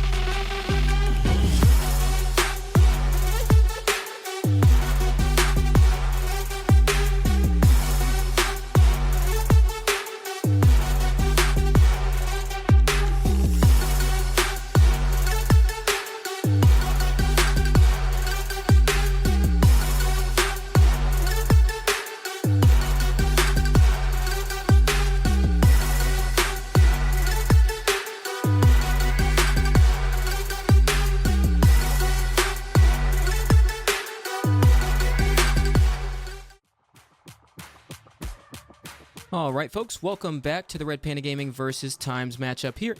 Sunset going in favor of Red Panda Gaming, 13-8, and 4 of their players topping the overall leaderboard in the lobby. We're moving things over to Bind, and that is TIMEZ's map pick. And by the look of it here, RPG have decided to start things off on defense. Now, with TIMEZ starting on attack, this is their second map starting on attack here, Nick. They actually chose attack on Sunset because it looks like they want to set that pace into this. Now, Bind and Sunset are 2 very different maps when it comes to attack. Obviously, on Sunset, they were playing a lot of defaults. You know, they were trying to push and pull rotations, and there were some rounds where they changed it up a little bit and went for those 5 stacks. But on Bind, you see those stacks a lot more often than you do on other maps. So talk to me how you think that might play a difference in their game here. I'm not sure. I feel like it's a weird choice in a way coming in from TIMEZ. From the way we've seen them so far, I am really curious to see how they decide to approach this. Bind is a map that has a very different playstyle from pretty much any other map. It's definitely a map that I do believe is defense-sided, especially with those teleports and just the layout of the site in general. But it's just a very different map. Like, I believe a very small details can make a really big difference. Yep. While it's not a map like Ascent, for example, where it's really simple, I do believe that it actually has something common with Ascent, that being the fact that it's also a map that very heavily comes down to even small mistakes made by each team. While you can definitely show have a lot more impact on the game by just knowing how to play the map and being good at it, and just by the way the map is played in general, and especially when it comes to combs, as this map is a bit more open, it just comes down to so many small details. And it's just something that TIMEZ have shown that they're really good at. TIMEZ are really good when it comes to their structure. RPG is a team that's really good mechanically and just in general quite good as a team, but they're sometimes a bit like, I guess, away from what you normally call standard. So I'm just curious to see how both teams decide to approach this. Yeah, no, I totally agree. It's definitely a curious thing because we haven't seen a lot of Bind in this tournament, so we're going to get a very fresh look at this. Now, one thing that I want to dig into a little bit on Bind is we talked about the duelists last time in terms of what we expect coming out of them, right? We had Izumi actually pick onto the Neon instead of the Raze, and you had mentioned that, you know, he's used to picking that Raze on that map, but we got the Neon out of him instead. Now on Bind, I heavily anticipate that we're going to get him back on that Raze, and so I just want to kind of talk about how duelist versus duelist component, you know, worked out on Sunset between Izumi and NRY respectively. I mean, Izumi has found so many good openings on Neon on Sunset, and we know that Bind, that's what it's all about as well. You have that Raze always at the tip of the spear. If you're going for those A plays, you have that shower punish where Raze goes for that double satchel into showers off the back of a flash and goes for those picks. You've got Short where he goes and he, you know, maybe on an eco round, double satchel over truck or the showstoppers, you know, into U-Haul, whatever have you, and then double satcheling on the B side. So I mean, Bind is another very explosive map when it comes to that duelist role. And so looking at the comparison here between Izumi and NRY, clearly NRY not feeling that confidence on those energies as much, or entries rather, as much as Izumi is. So I definitely expect to see that shift here because that, I think, will be a difference maker for TIMEZ. Absolutely. I definitely expect to see this. But I am curious to see what these teams decide to do with the rest of their comps. Like, I believe we're not going to see same comps here. I do believe that, especially from the time of RPG, I kind of expect to see something that would not be as expected. Yeah, we might get something weird here. Imagine we don't get a single Raze. That would be interesting, but we're going to find out here. Moving into the map select. Oh, wow. Okay, I stand corrected. I thought he was going to go for the Raze pick here, but we actually get him on Yoru. I don't mind that. I think the Yoru Raze comp is so good on this map. Snickerdoodle off the Sova onto the fade makes a lot of sense, but Hunter is the one playing the Raze. That's the curious pick for me here. Oh, Neon and Raze. Okay. Interesting. We've gotten a lot of really interesting picks here. If XD picks Yoru, I might backflip. Now I don't even know what to expect after the hovers. Okay. Just seeing the Yoru locked in and then the Neon Rays on the other side, I mean, I'm at a loss for words. Viper Astra is an interesting one. Yeah. We've seen it, I think that the Fnatic, Boaster, loves Astra on this map. Yes, I've seen him yeah. play a lot of Astra, yeah. So this is really interesting. I think they're going to play towards it. I like the Brim a little bit more, just in terms of the the post and then also the speed that he's able to help the team get in their explosions towards the round. Since Spine is a very exec heavy map, but I mean, I don't mind the Astra pick here. I mean, it obviously works in some scenarios, so it could also be a good stopping ground for that Yoru Raze comp that RPG are playing. All right. So we definitely have two very interesting comps to cast here, Nick. The Sky solo initiator pick on Times with the Raze Neon. And then on the flip end, I mean, we've seen that comp before, right? The Yoru Raze fade. But, I mean, talk to me about this Times comp, man, because I'm not seeing it, the Neon Raze. I wish I could, but honestly, I can't. I mean... I do want to believe in it. Mm-hmm. But it's like I would pretty much go off what you say so much, because I feel like that's the best way to say it. But like each comp has certain things that they need. Like you need that sort of aggressiveness to, especially looking at, for example, at each side, looking at attack, you need the sort of aggressiveness to take space and take side. But you also need that post plant utility. Then going to defense, you need that stall or the retake utility, as well as that util to actually be able to fight. In this comp, while we do have the util to actually play aggressively and go on and take the site or approach retakes, we don't really have any post plant. I mean, we have the Astra, but that's really about it. Yeah. I mean, it's definitely a really interesting cook. I mean, I think micro-wise, there's a lot of really good opportunities here, right? I think between the Neon and Raze pairing itself, I'd like to see that relay bolt coupled maybe with some satchel, push-in. So Neon could almost kind of serve as the maybe breach for the Raze in this case, but Neon can follow up way faster than breach can, right? If you go for those showers punish and Urichirisu goes, which we got to talk about that too. Urichirisu is usually on smokes, no? And now they're on Neon, so this is interesting, but... Yeah, but I think with that Neon, if you're going for like a showers punish with this type of comp, you can have that Neon relay bolt bounce off the right side wall and go over towards where the peak angle is, and you can have Raze double satchel in on that, but Neon slide right behind it, right? So I feel like Neon is like a faster breach in this case, if you will, in terms of the micro, the way that they're able to play off of the Raze. So there's really good fights you can get out of it, and of course you have the Sky for the flashes. But then Astra, a little bit slower paced than maybe like an Omen if you're going to throw those paranoias through. You have those stars that take a little bit of time to actually activate themselves and, go for the whatever, Grav Well, Nova Pulse, whatever have you. And so there's a lot of different tempos you can play around with in this Times comp. So I see the silver lining. There's really cool micros that you can get out of it, but I definitely think they're going up against a comp that is tried and tested on this map between that Yoru Raze by Red Panda Gaming, and I think it's also their comfort picks, so that's what makes me nervous about it.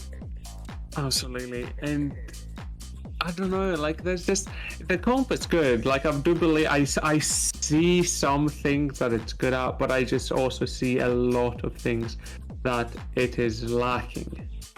Yeah. So I don't know, at least personally, I really do not believe Neon is an agent for this map. But I do also want to believe that she can walk. Especially, and I mean, if she's ever gonna walk, it's right now at the stage she's in right now. So I'm hoping to see something good coming from her, because Times absolutely need this map. Yeah. So I'm just hoping to see something different from what it seems like from the comps. Oh my god, we're getting the showers punish round 1 that I was talking about. Wait a minute. Okay. No relay bolt, though. Just a quick flash going into the angle. Richidisu looking to be the tip of the spear this time. Now, this is a complete tempo change for Richidisu. He's usually that last player in. He's usually playing onto those smokes, maybe a little bit slower lurks, right? But he's actually first in on this map. And that was actually a juxtaposition we talked about with Shizu, actually yesterday's matchups, in terms of him switching from that duelist role onto the Sentinel. So, already caught out. XD. Really good lurk positions. Able to take down Izumi, and that's the nice thing about Astra in comparison to Brimstone, is you have that universal presence with your utility. You can place those Astral Stars from anywhere, but with Brimstone, you can't. You have that limited range with the Sky Smokes, so looks like they're going to play into the strengths of that, and you can actually even get lurks out of this Astra with the Viper. And here we are, on this pistol round, moving things over towards Hookah for the side of TIMEZ. They were successful in their first pistol round of the series, and they're looking to make it happen again. Richidisu with the gunfights over towards A, and that actually caused the rotation of the rest of his team back over towards this position. And then they move right back over towards B. A little bit of cat and mouse going on so far in this pistol round. Snickerdoodle trying to look for where the lurk is coming through, but NRY now changes to the tip of the sphere roll. Going towards long.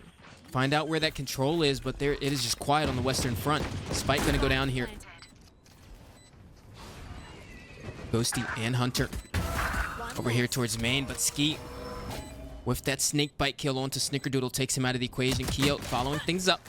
Right now over towards Elbow. Able to land things off. Relay bolt comes out from Richidisu, but 2 picks from Red Panda Gaming on the flip end. NRY, Sheriff in hand. Toxic Screen is going to take him off the angle for just a second here, but they're going to have to tap onto the spike quickly.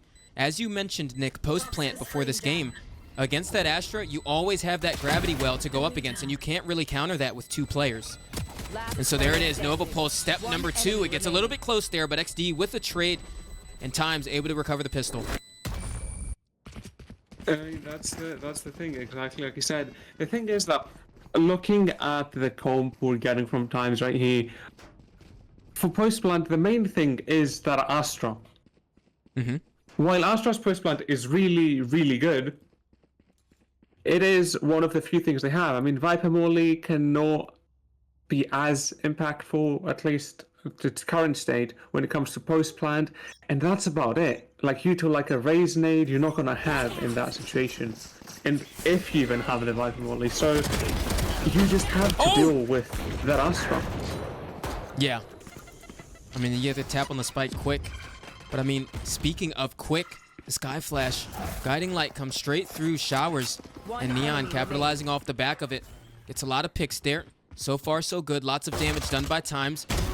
Not losing too many of the guns here, but Hunter able to take one down for his troubles. XD gonna get the trade there with the Sheriff, and that's the second round for TIMEZ.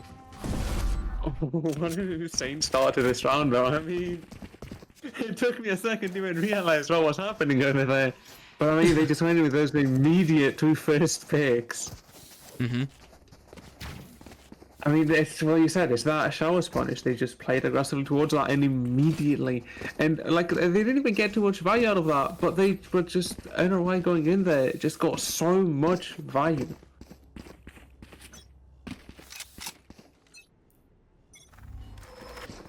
This is the 3rd round in a row they are going for this punish. This time they tried to play for Anti, but Richidisu again gets those 2 first picks. And I mean, the control of the space is so damn good by TIMEZ thus far. And the Incendiary actually goes towards Showers to take the push a little bit, but NRY following off the back of that. And so far right now, looks like the game plan from TIMEZ is to let Richidisu be the tip of the sphere for most of these rounds. And once he goes down, he just trades positions with NRY, who then just capitalizes off the back of that. I mean, a dynamic that looks so dangerous, yet so far into this game. And I know it's early days, but flank comes right on through. And right now, it comes to a bit of a full halt here. Early round really successful by TIMEZ, but they're forced a little bit onto their back foot.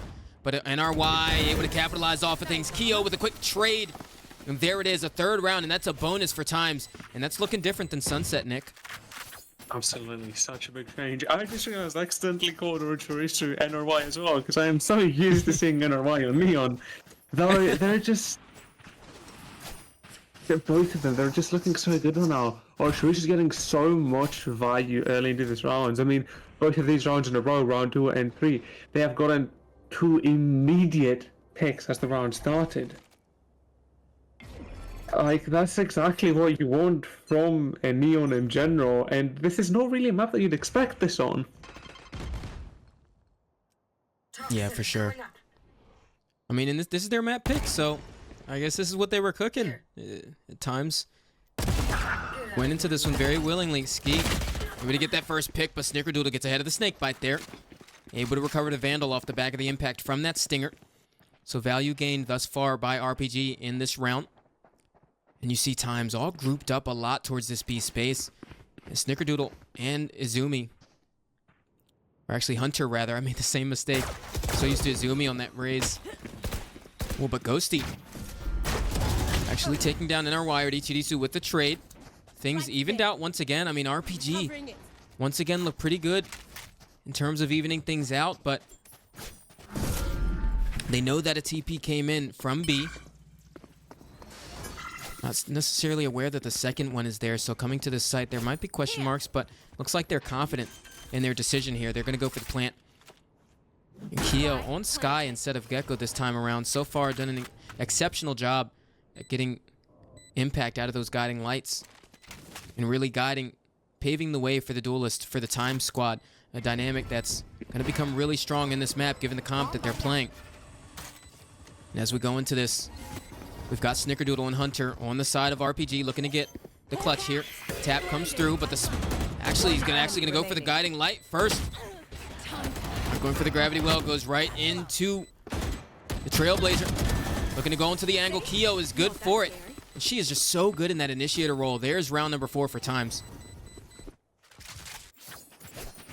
I mean, they're just, I guess, showing us like the fact that this comp actually might not be bad if played correctly.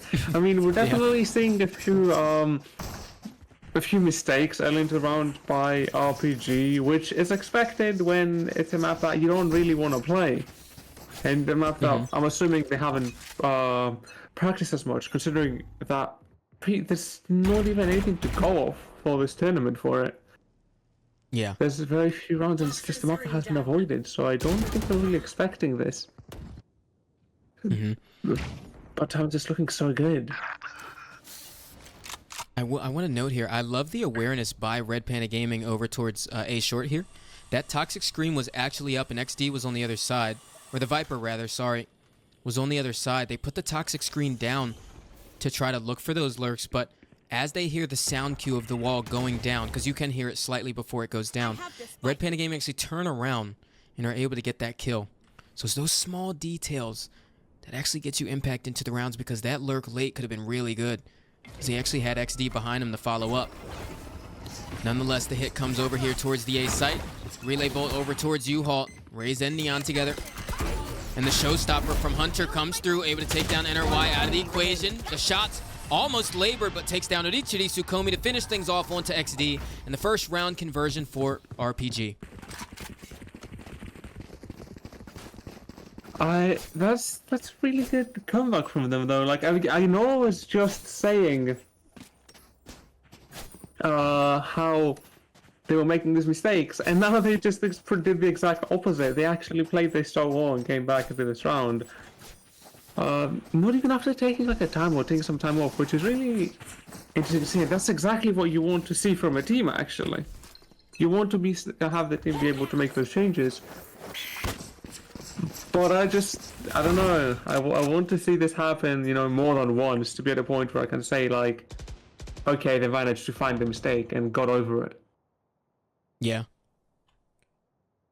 In this round, RPG giving a bit of a different look. It's a triple walk down towards B long. Actually looking for this space here. I actually like this switch up. They know that TIMEZ love taking control of that Showers early round. And so they're saying, you know what? Why don't we take long? You know, trade extremities here. But look at it. It's so messy from TIMEZ. They can't regroup off the back of it, and they get completely caught out. And a flawless response from RPG and Izumi with a good round 3 there. And already stacking up towards those ultimates. We do have Dimensional Drift from Izumi. And on the side of Snickerdoodle, we've already got that Haunt. Or Nightmare, rather. Yeah, and I mean, I don't know, they just have so much going for them. I mean, both teams do. We have that. We have forwards coming in from TIMEZ, 2 coming in from RPG, but they are close to another 2. So they both have a lot of util that's just ready. I love how RPG do this, because that's actually exactly what I was just saying. I was saying I want to see this again, and that is exactly what they did. They're having a really dominant round. Yep. So it definitely looks like RPG, like, at least started getting their pace down onto how to approach this map, and they're doing really good at it. But I don't know, we just need to see this, like, keep going, because again, they are playing against TIMEZ, a team that is really good at adapting from what we've seen.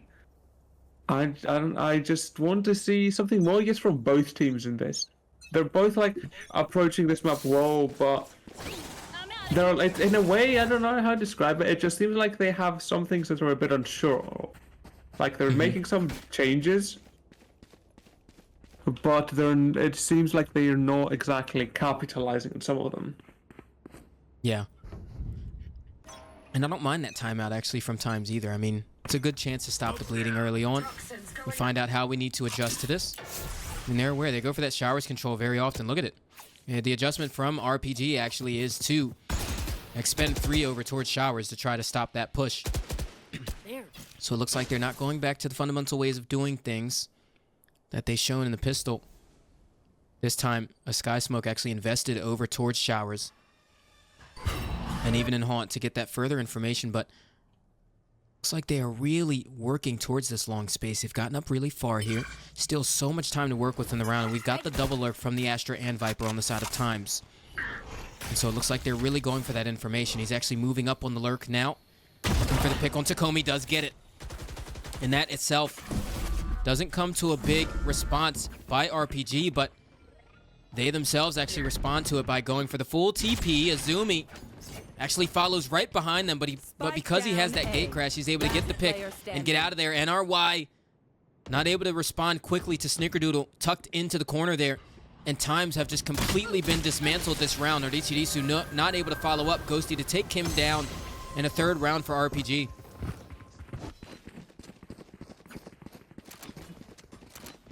I mean, once again, I have to say the same thing. This is RPG's just picking up their pace. Like, they found a lot of the mistakes they made, and they found the pace they want to have into this map. They found the correct approach.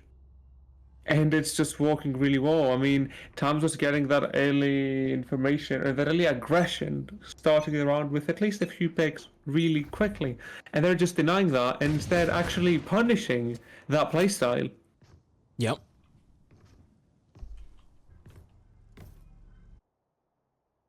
Exactly right. Now going for these jump spots, Izumi is forced off by the Nova Pulse. To follow up at Ichirisu. I still feel so weird saying that. Ichirisu on Neon. He's got the overdrive available here. And there it is. Fast lane comes right through the site. Trailblazer clear things out.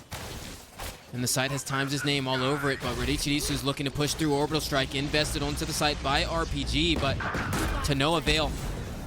And NRY even able to follow up off the back of that. Only a classic at hand, does get the dink, but off the back of the flash, does get taken down. NRY looking for trades, but it's a team flash actually that takes him down. Oh no. Marginal error there. And Kyo right now looking for the clutch, but able to take down Snickerdoodle. Izumi with a quick trade, and that ties things up here on Bind.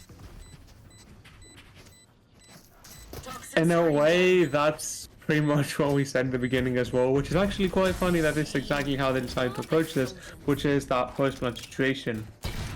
I mean, without that Astra, they're just having so much trouble, and that is exactly what RPG is punishing here. I mean, in this case, they didn't even go for that tap to get that util out. They instead just went directly for the frags. And I mean, they succeeded at that, because again, RPG is, just like TIMEZ, a team that is really good at playing aggressively. And that's exactly what they're showing here, especially with a comp like this. Because while in this comp, yours position is more like an initiator in a way, you play like you use a flash initiator. It is Izumi playing someone who is really good at playing aggressively. Mechanically, it's a very just strong player. And with two duelists, they're just getting so much value out of it. Yeah, and I mean, we're starting to see the Showers fight get a little bit more tense the further we get into this game, but once again, Times come out on top of that fight, and they're so good at controlling the space. NRY actually investing the showstopper to further get those Seekers to come right on through from Kyo. Hunter gonna get forced off of the site here. Komi gonna throw the incendiary to try to deny the plan. Almost actually lands the kill onto NRY. Hunter off the back of that gets one with the paint shells. Utility doesn't kill, but surely it does now.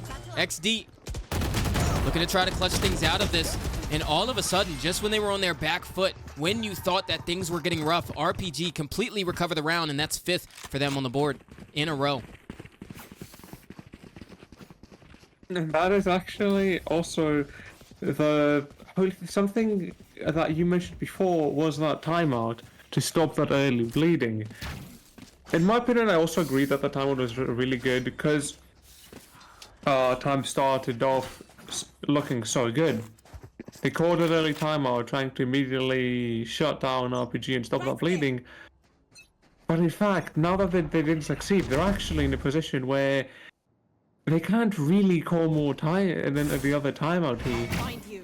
Yet they actually really need to stop that bleeding and actually manage to pick themselves back up. Yep. I mean, it's very rare you call a timeout at a time like that and can't find any value for so many rounds after it. So, I mean, dare I say, we might even see a second timeout invested in this first half by Times, but if they can find success in this round, they won't need it. Ghosty forced out of the sight lines by the Trailblazer, going to try to hide there, but the snake bite comes right on through as the wall is up. Also investing the incendiary into that, so that's actually a lot of post-plant utility taken away from RPG that they won't have during their retake. So far, still trying to throw some warning shots towards here, but it looks like the attention has drifted towards A for Times as Ridichirisu invests his relay bolt. There it is, fast lane goes right through the site. 30 seconds left. Ooh, and he's not aware of the Shower's presence. He still doesn't hear it. Down A. Gets completely caught off guard. Viper's Pit comes onto the site by Ski. Tap onto it, but there it is. So smart from him. Tap onto it, wait for the spams, and that's exactly how he plots Komi's demise. And Hunter left onto 10 HP. Looking towards the short space. He didn't see Izumi. That's his teammate. But both players for the side of Times playing into the Viper's Pit here. But look at this lurk from XD right now. He has walked all the way through B. Oh my goodness. Showstopper invested. Once again to no avail. And right now, XD towards backside. He's left in a clutch situation. And I mean, once again, just when you thought it was difficult for RPG, they have somehow found their way to convert that round.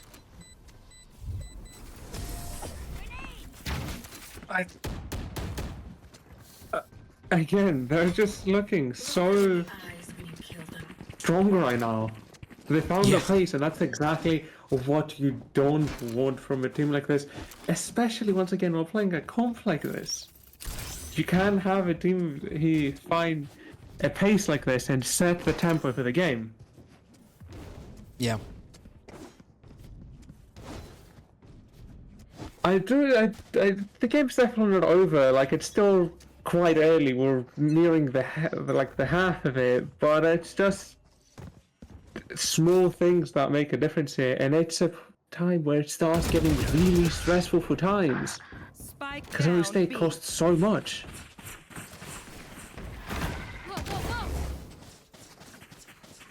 And right now, only the two duelists on the side of Times left by their lonesomes to look for a 2v4 clutch here. But I mean, they got to do damage. I mean, the amount of rounds that RPG have just stacked in a row, they have just secured their entire legacy of this map, basically. Oh. Oh. Whoa. That's a way to start it. The whiffs come through from Snickerdoodle. And that's actually a rifle recovered by Ritsuisu. The flank wasn't fast enough, but it looks like they still aren't aware of it. And our Wise on low HP is going to go for the full plant here. Tries to go for the fight back sight, and the flank comes in just in time. Quick to the punch. 7th on the board for RPG, and that's 7 in a row. Last round in the half. Just such a, like, I feel like this game is going to a point where it's really hard to come back from. I mean, even a switch, it just, I can't even imagine how, like, stressful that can be for times. Because this, while it is their map, every round they lose right now, they're essentially a step closer to being out of the tournament unless they manage to change this. Yep. And RPG is just getting so much momentum, which is exactly what you don't want in any case. Yeah, and given what I know about TIMEZ resilience, I'm sure they can make a bottom bracket run. But, I mean, this is not a way to start things off. Going down on Sunset the way they did, I mean, they fought hard, but this is their map pick. And they looked so dominant in those first 4 rounds, and they've just gotten completely obliterated 7 rounds in a row. Again, not a look that you want in your opening playoffs matchup. XD trying to sniff out where this is coming from. You see, they're so aware of it now. They're so nervous because they know that RPG love taking space. And once again, Comey is the one that's going for that space, and he gets sniffed out. TIMEZ with a really good adjustment off the back of that, and usually it's the Astra Viper looking for those picks, but off that, Snickerdoodle is re-aggressing and re-clearing this A space, but that's exactly where TIMEZ is coming. It looks like they have completely figured out the tempo of RPG this round, and they're just kind of dismantling them. Izumi with the flash through the wall, able to get the kill there. 30 seconds Cosmic left. Divide. Gonna mask the sound of the plant here. And Hunter Spike planted. looking to play towards the wall. Looks like Keo actually wants to flash through this one. Guiding Light comes right on through, but it's behind Hunter's head. So he's able to actually land off the shot. But Ski caught out. He actually goes for the shot One instead of enemy shooting. remaining. The utility works out in his favor. 2 left standing. It's doable for Ghosty here, though. Low HP onto the Neon. Not aware of the positioning. Catches him out. Sees him right at the last second. It's a high-low. They think he's coming from the other way! No! Just when you thought TIMEZ had a good setup, Ghosty wraps around the Poison Orb and takes them both down in a fraction of a second. And just such an unexpected round. I mean, you'd expect that setup looked so good. You'd expect them to just, you know, be ready for that, and then the Ghosty just gets the wrap and immediately kills both, not even giving them a chance into like that final part of the round. Yeah. I'm out of here. That's heartbreaking, Nick. That is a very heartbreaking way to end off the half. And I mean, that's 8 rounds in a row. Not only is the momentum heavily against TIMEZ right now, but losing that clutch in that way when you had the high-low and you felt like you had the setup, they just weren't aware of the rewrap potential. Man. Moving things over to the second half here. The Snakebite lineup mitigates the positioning in showers by TIMEZ. And Izumi moving closer into the angle. Flash ready in hand, actually goes for the jump spot, and they move into the angle off the back of that showers fight, just like we saw in the first half of the pistol rounds. And Ritsuisu coming to help things out, does it very well with the frenzy in hand. But look at where Hunter's able to manage himself. XD left down to very low HP. But Keo fending things off here, and that's the spike down. Snickerdoodle with a really good trade off the back of the wall bang. And right now, I mean, things are even. One of the members on both sides are 1 HP, but Ski goes down to the paint shells. I mean, that's the type of error you don't want to see in this. Spike planted. XD left by his lonesome on 7 HP. 2 Astral Stars in a second to go for the clutch here. Spike already planted, going for the elbow positioning. Hunter and Snickerdoodle. Snickerdoodle, he's down to 1 HP, so if XD can somehow find a way to manage 1v1s here and force any errors, he has a window of opportunity here. The one that's closer to him is Snickerdoodle right now. He hears the Astral Star placed onto the site. And there it is. Nebula comes right on through. And there it is, the 1v1 forced out. The error, just as expected. Goes over towards the defuse, gets onto it. It only takes one shot, one kill. Stays onto it, goes for the pick. Ooh, it was close, but Hunter gets 3 on the round, recovers the pistol, and that is RPG staying hold of this lead. Going back in.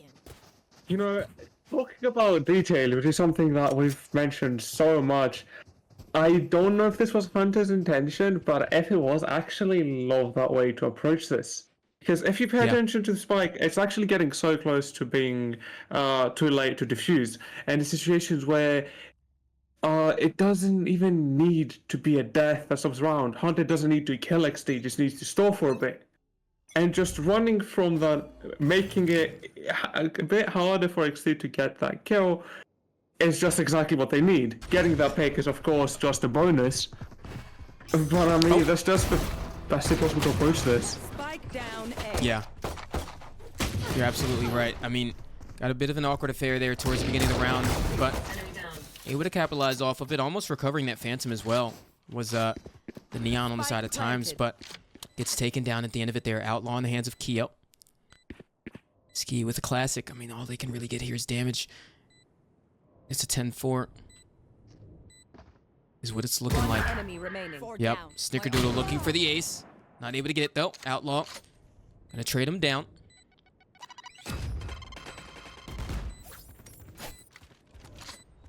Keo. Looking to make a clutch here. It'd be huge if it happened, but the Sheriff of Hunter landing onto the head of Keo does secure the round for RPG, and that's 10 on the board and 10 in a row. I mean, I'm pretty sure this is probably the most dominant run we've actually seen so far on a single map, Nick. I do believe This tournament. so, and I mean, it's even taking everything into account, because it's not just the fact that they've won 10 rounds in a row, it's the fact that they've won 10 rounds in a row against a team that we've actually seen is really good on their map pick, which was also an unexpected map pick. And something that I'm assuming RPG didn't really prepare to play blind against Times.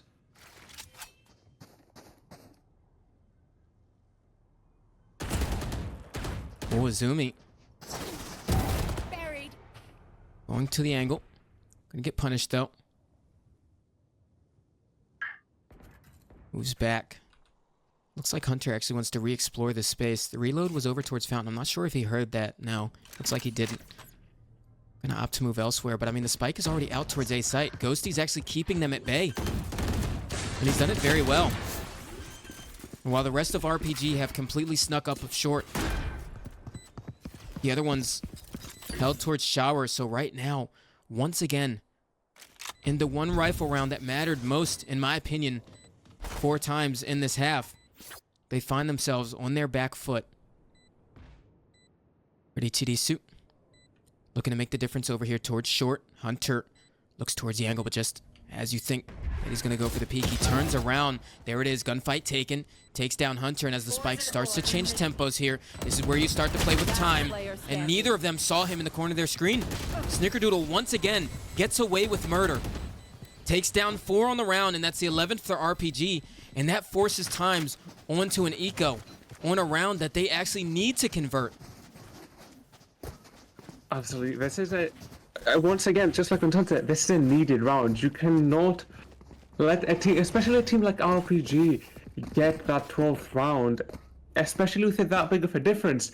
If Times is on like 7, 8 rounds, I would say that's okay, because, you know, it's still something you can come back from. But they need to win this round. Otherwise, they're forced to win 8 rounds in a row. Yeah. In a game where RPG will have won 12.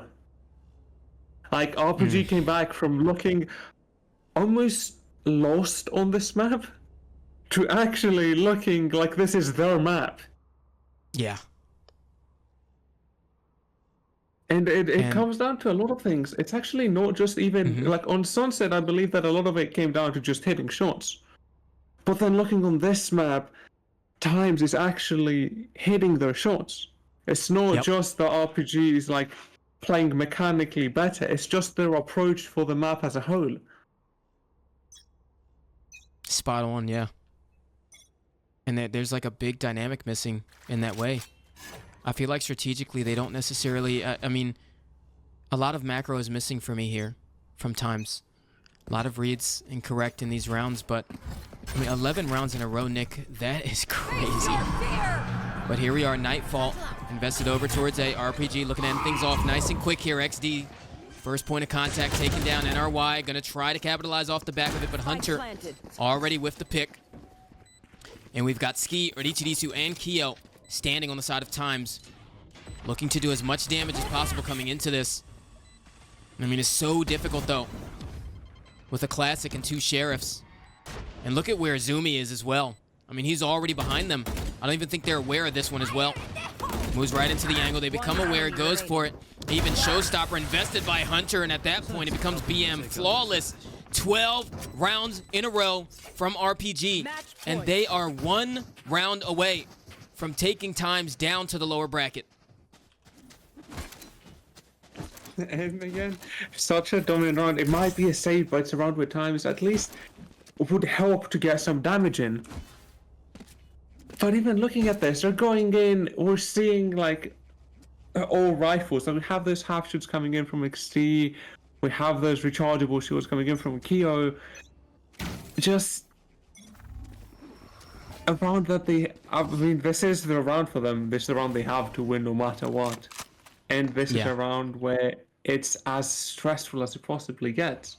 This might not be elimination, but it's also something that will make this round so much harder for them.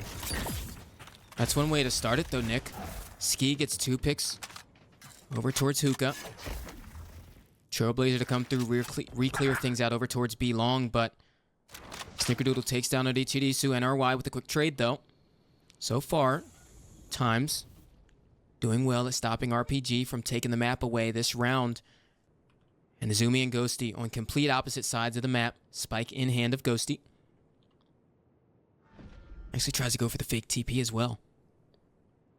Actually throws his fake out towards their Zumi. Still wants to sniff out what this B site looks like. He's calling for the rotation. I mean, RPG, they've done it before. These players, great mechanics. And they're obviously very confident right now. You know, if they could take this away right now, that would be huge. And it starts off with that pick there. Izumi taking down Kyo before she could even recognize the possibility of them being there. I think he saw him right before that. But Ski, 3 on the round, takes down Izumi. Ghosty with a quick trade. And it's a 1v2. Just when you thought it was over, RPG have a chance into this one. Ghosty, no utility necessarily left to help him here other than the toxic screen that's over towards Long and Hookah. But this rewrap right here is what's going to give him a good chance. They're not ready for it. Nope. Oh, there it is. Boombot actually confirms his angle. Spike not even planted for him.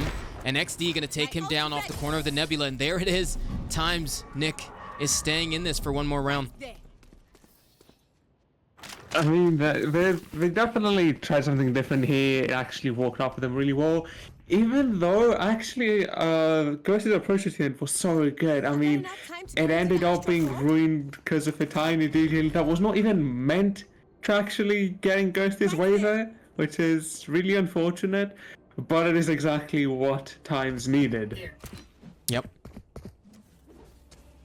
They still have a long way ahead of them and a really hard comeback, but it's definitely not something I'd eliminate. But it is definitely looking, the chances are looking really slim right now. Yeah.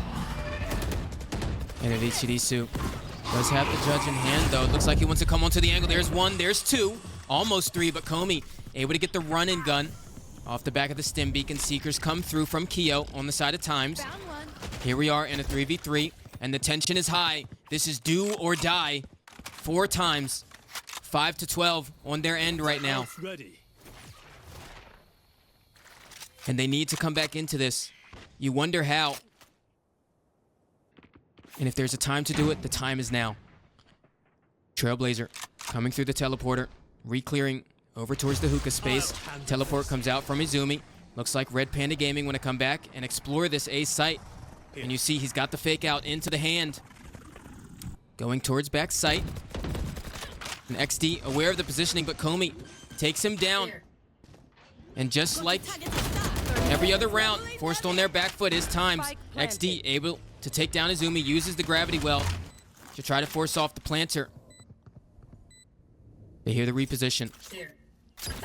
Ski and XD really need this. Moving right into it, Ghosty. He's aware he heard both towards backside. Viper's Pit invested into here, and there it is. They need it. 2 ults. Cosmic Divide coming right on through, but no! Nowhere to hide, nowhere to run. Takes down Ski. Is the orbital strike from Comey. XD gets the pick, but the Incendiary's on the spike and it's going faster. He gets the pick, but does he have time? There's no time because of the molly. I don't think so. Wow, the Molly coming in clutch for Red Panda Gaming, and they win their opening playoffs matchup 13-5.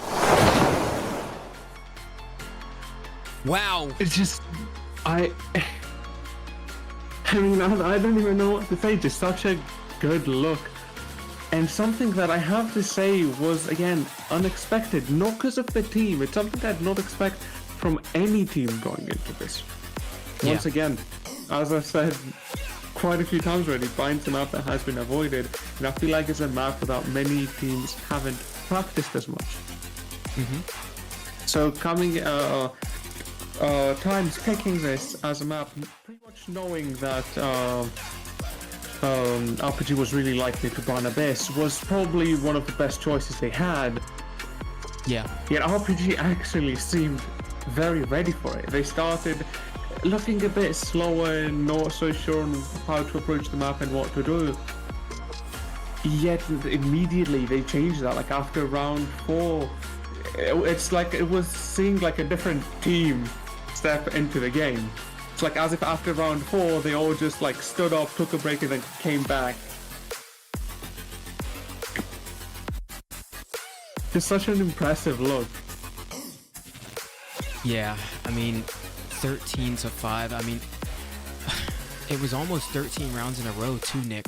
That is rough for TIMEZ, and I think at the beginning they definitely showed us what they had in terms of prep, but I'm going to be honest with you, I don't think the strat book for this map was deep enough for TIMEZ. They didn't have enough answers to respond to what RPG was doing in counter to what they had already prepped for the map. And I think that's exactly where they started to falter. There was no adjustments. I didn't see that acclimation to the way that RPG was playing that I'm used to out of TIMEZ. You know, we saw it from TIMEZ in their Corner Campers matchup, a matchup where they have surprised everyone in the community by taking that win, even when Corner Campers had CJ on their squad, one of the best players that was in this tournament previously, right? And so, seeing TIMEZ take down Corner Campers by that wide of a margin and then come here and not able to find that same success against RPG while they did have their main roster is definitely a position where you have to go back to the drawing board and find out what maps can we lean on now. Exactly, and I don't even know, because again, it's essentially what we talked about in the beginning as well. RPG is a team that we know is really good, but they had this change. They had this change the roster, and we weren't sure of how they'd actually adapt and how they decide to approach this, while missing a player that was just so impactful for the roster. Yeah. And then they immediately showed us that while CJ might have helped a lot, it definitely wasn't a deciding factor for how good this team is. I mean, that's exactly 100%. What you also want from a team. Yeah, that's exactly what you want out of a team. So many good things out from RPG there, and usually from RPG we actually have Flirty in that coach spot, who's actually, we know her as Anna here in the tournament, and it's actually Maelstrom that's coming into the leadership position, so it looks like they're also playing a very dynamic system. You know, they've got different ways to utilize that external assistance too, so having 2 coaches on their side, you know, to be able to give them that assistance is also pretty beneficial on their end too, because on the side of TIMEZ, from what I understand, at least, I could be wrong, but they don't seem to have as many layers outside of the 5 players that RPG do, so that also could be a difference maker. Would you agree? Absolutely, and it can be a huge difference maker, not only because you have, in a way, less to work with. You have less, I guess, information and less opinions coming in. It's also the fact that when RPG pretty much changed the way they play by a lot. While they still kept this kind of like aggressive play style, they also had a lot of changes. And as a whole, the players play just differently. So having these changes also makes it hard to just VOD review and prepare to play against the team. Having a team with the same 5 players playing the same way, also with one coach who will obviously, up to a certain point, provide a certain level and a certain type of insight. Like each person has their own approach, and I feel like having only one coach will only get you up to a certain point, while having multiple get you insights and opinions from multiple people with different views. So you also have a lot more to work with, and just makes it so much easier for a team to just be different, which is exactly what a team needs. Like if you're always the same, it's just something that's not going to work. And actually, to bring an example that's really good for this, from a team that's on a professional level, if you remember early into this year's VCT season, the past one, we had a Fnatic, a team that was easily one of the most dominant and best teams that has ever played in VCT. Yep. That looked bad. Yeah. They hadn't won pretty much a single game, and that was pretty much because they had the same playstyle. They did the same thing over and over again, and originally it worked, but then it's once you reach a level that you actually stand out, you need this change. And more times as a good team, they did this. They stood out a lot and drew attention, and then they needed that change, which it looks like they were unable to get. Yeah. That is such a good point. There are times where you have those teams that look really good, and then they look bad because there's not enough change coming through. And you're absolutely right. And I think because they have, and I think you mentioned it, because you have multiple of those minds contributing to the system of RPG, that's one of the main reasons they're able to play such a dynamic game, because there's so many different dynamic points of view actually contributing to that system. And so I think that when times go back to this drawing board, because this does mean they go to the lower bracket, and they're actually going up against Ultralight Academy in that lower bracket after this result, I think that this is their time to now VOD review what Ultralight Academy did yesterday, what they shown. Also go back to the group stage VODs right on YouTube and go back, figure out what exactly did Ultralight show, especially during their group stage run. How can we play a more dynamic game, and bring the heat against Ultralight? Because that is what's going to be decisive for times. Now they're playing against single elimination. Now, from here on out for times, what this means is you have to win every match moving forward. And on the flip end, that means that for Ultralight as well. And so, I don't know, do you see them winning that matchup? I definitely believe they can, but I definitely don't think it's going to be an easy one. Just looking at it, it's the thing is that the further you get into a tournament, the harder it gets. Because not just by the fact that obviously there's going to be the best teams. In the beginning, you're going to get some teams that might not be like as good as others. There's just differences mechanically. Later on, you have the good teams. But that aside, it's also the fact that teams have so much more to go off of when it comes to looking at each other. Yeah. Like, for example, when we said about the Corner Campus game against TIMEZ, Corner Campus didn't have that much to use to go off TIMEZ. Well, now, for example, any team that wants to look at them, they have 4 VODs now. They can see some weaknesses they have so that they can make their map choices. They can see their strengths they have so that they decide their bans. And usually in a tournament, you just need like a couple good maps. 2 good maps are usually good because you just get your map pick. They can't ban 2 maps, they get 1 ban. But now, the other teams actually know your strengths and weaknesses. And they know they can find what's your good map, ban that map, find your second good map, and just kind of like just walk on it instead. Yeah. So very well said. Yeah. This also means, though, on the flip end, RPG, they're going up against Salvation in their next match after this victory. And yesterday, Nick, I'm not sure if you had watched that match, but Salvation absolutely dominated Ultralight Academy. The series was 2-0, and Salvation won, I believe it was 20... What was it? They won 13-1 the first map and 13-3 the next map. Yeah, so it's 26-4. So I did watch a good bit of the map and of the Yeah. game in general, and they just looked so good. They looked Yeah. so, in a way, different. So it's definitely exciting. We have some really good matches coming in that I definitely believe could go both ways.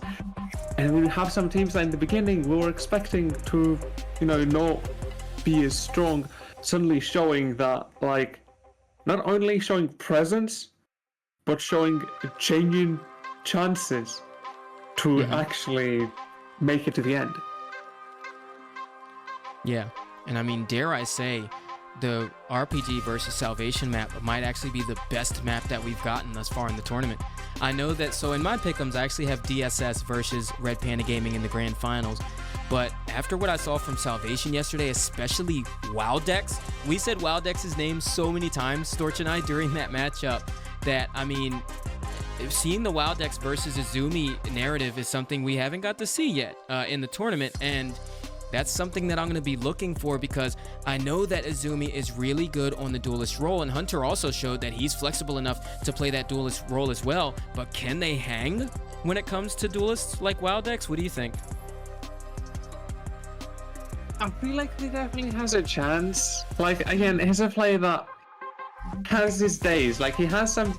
I feel like Izumi hasn't really shown us a bad day. Like, even the days where he hasn't looked like this good, he's still been what, like, up to a certain point, what the team needs from a duelist. And then there's just some other days that he's shown that he's so much more than what the team needs and just makes a big difference. Yeah. So I definitely believe he can very much stand his ground against them, and like, we'll just see how it goes. But I definitely could see that match very easily going both ways. Yeah, 100%. That's going to be a much closer affair than what we saw tonight for sure. Ladies and gentlemen, that ends things off for the Red Panda Gaming versus TIMEZ matchup.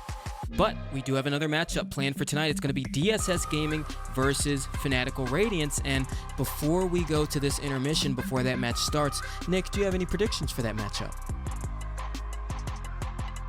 I'm not so sure, honestly. I feel like I say this for both matchups.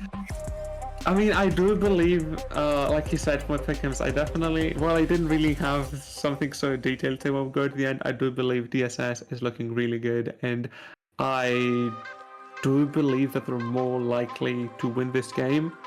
Mm-hmm. But I definitely want to believe in Fanatical Radiance as well, and I can possibly see them actually getting away with this game. I am definitely leaning towards DSS though, if I'm being honest. Yeah, no, I totally agree. Well, you heard it here first, folks. We both think DSS definitely can come out on top of that, and, we'll find out later if your pick'ems serve you right. We'll see you on the other side. You won't want to miss it.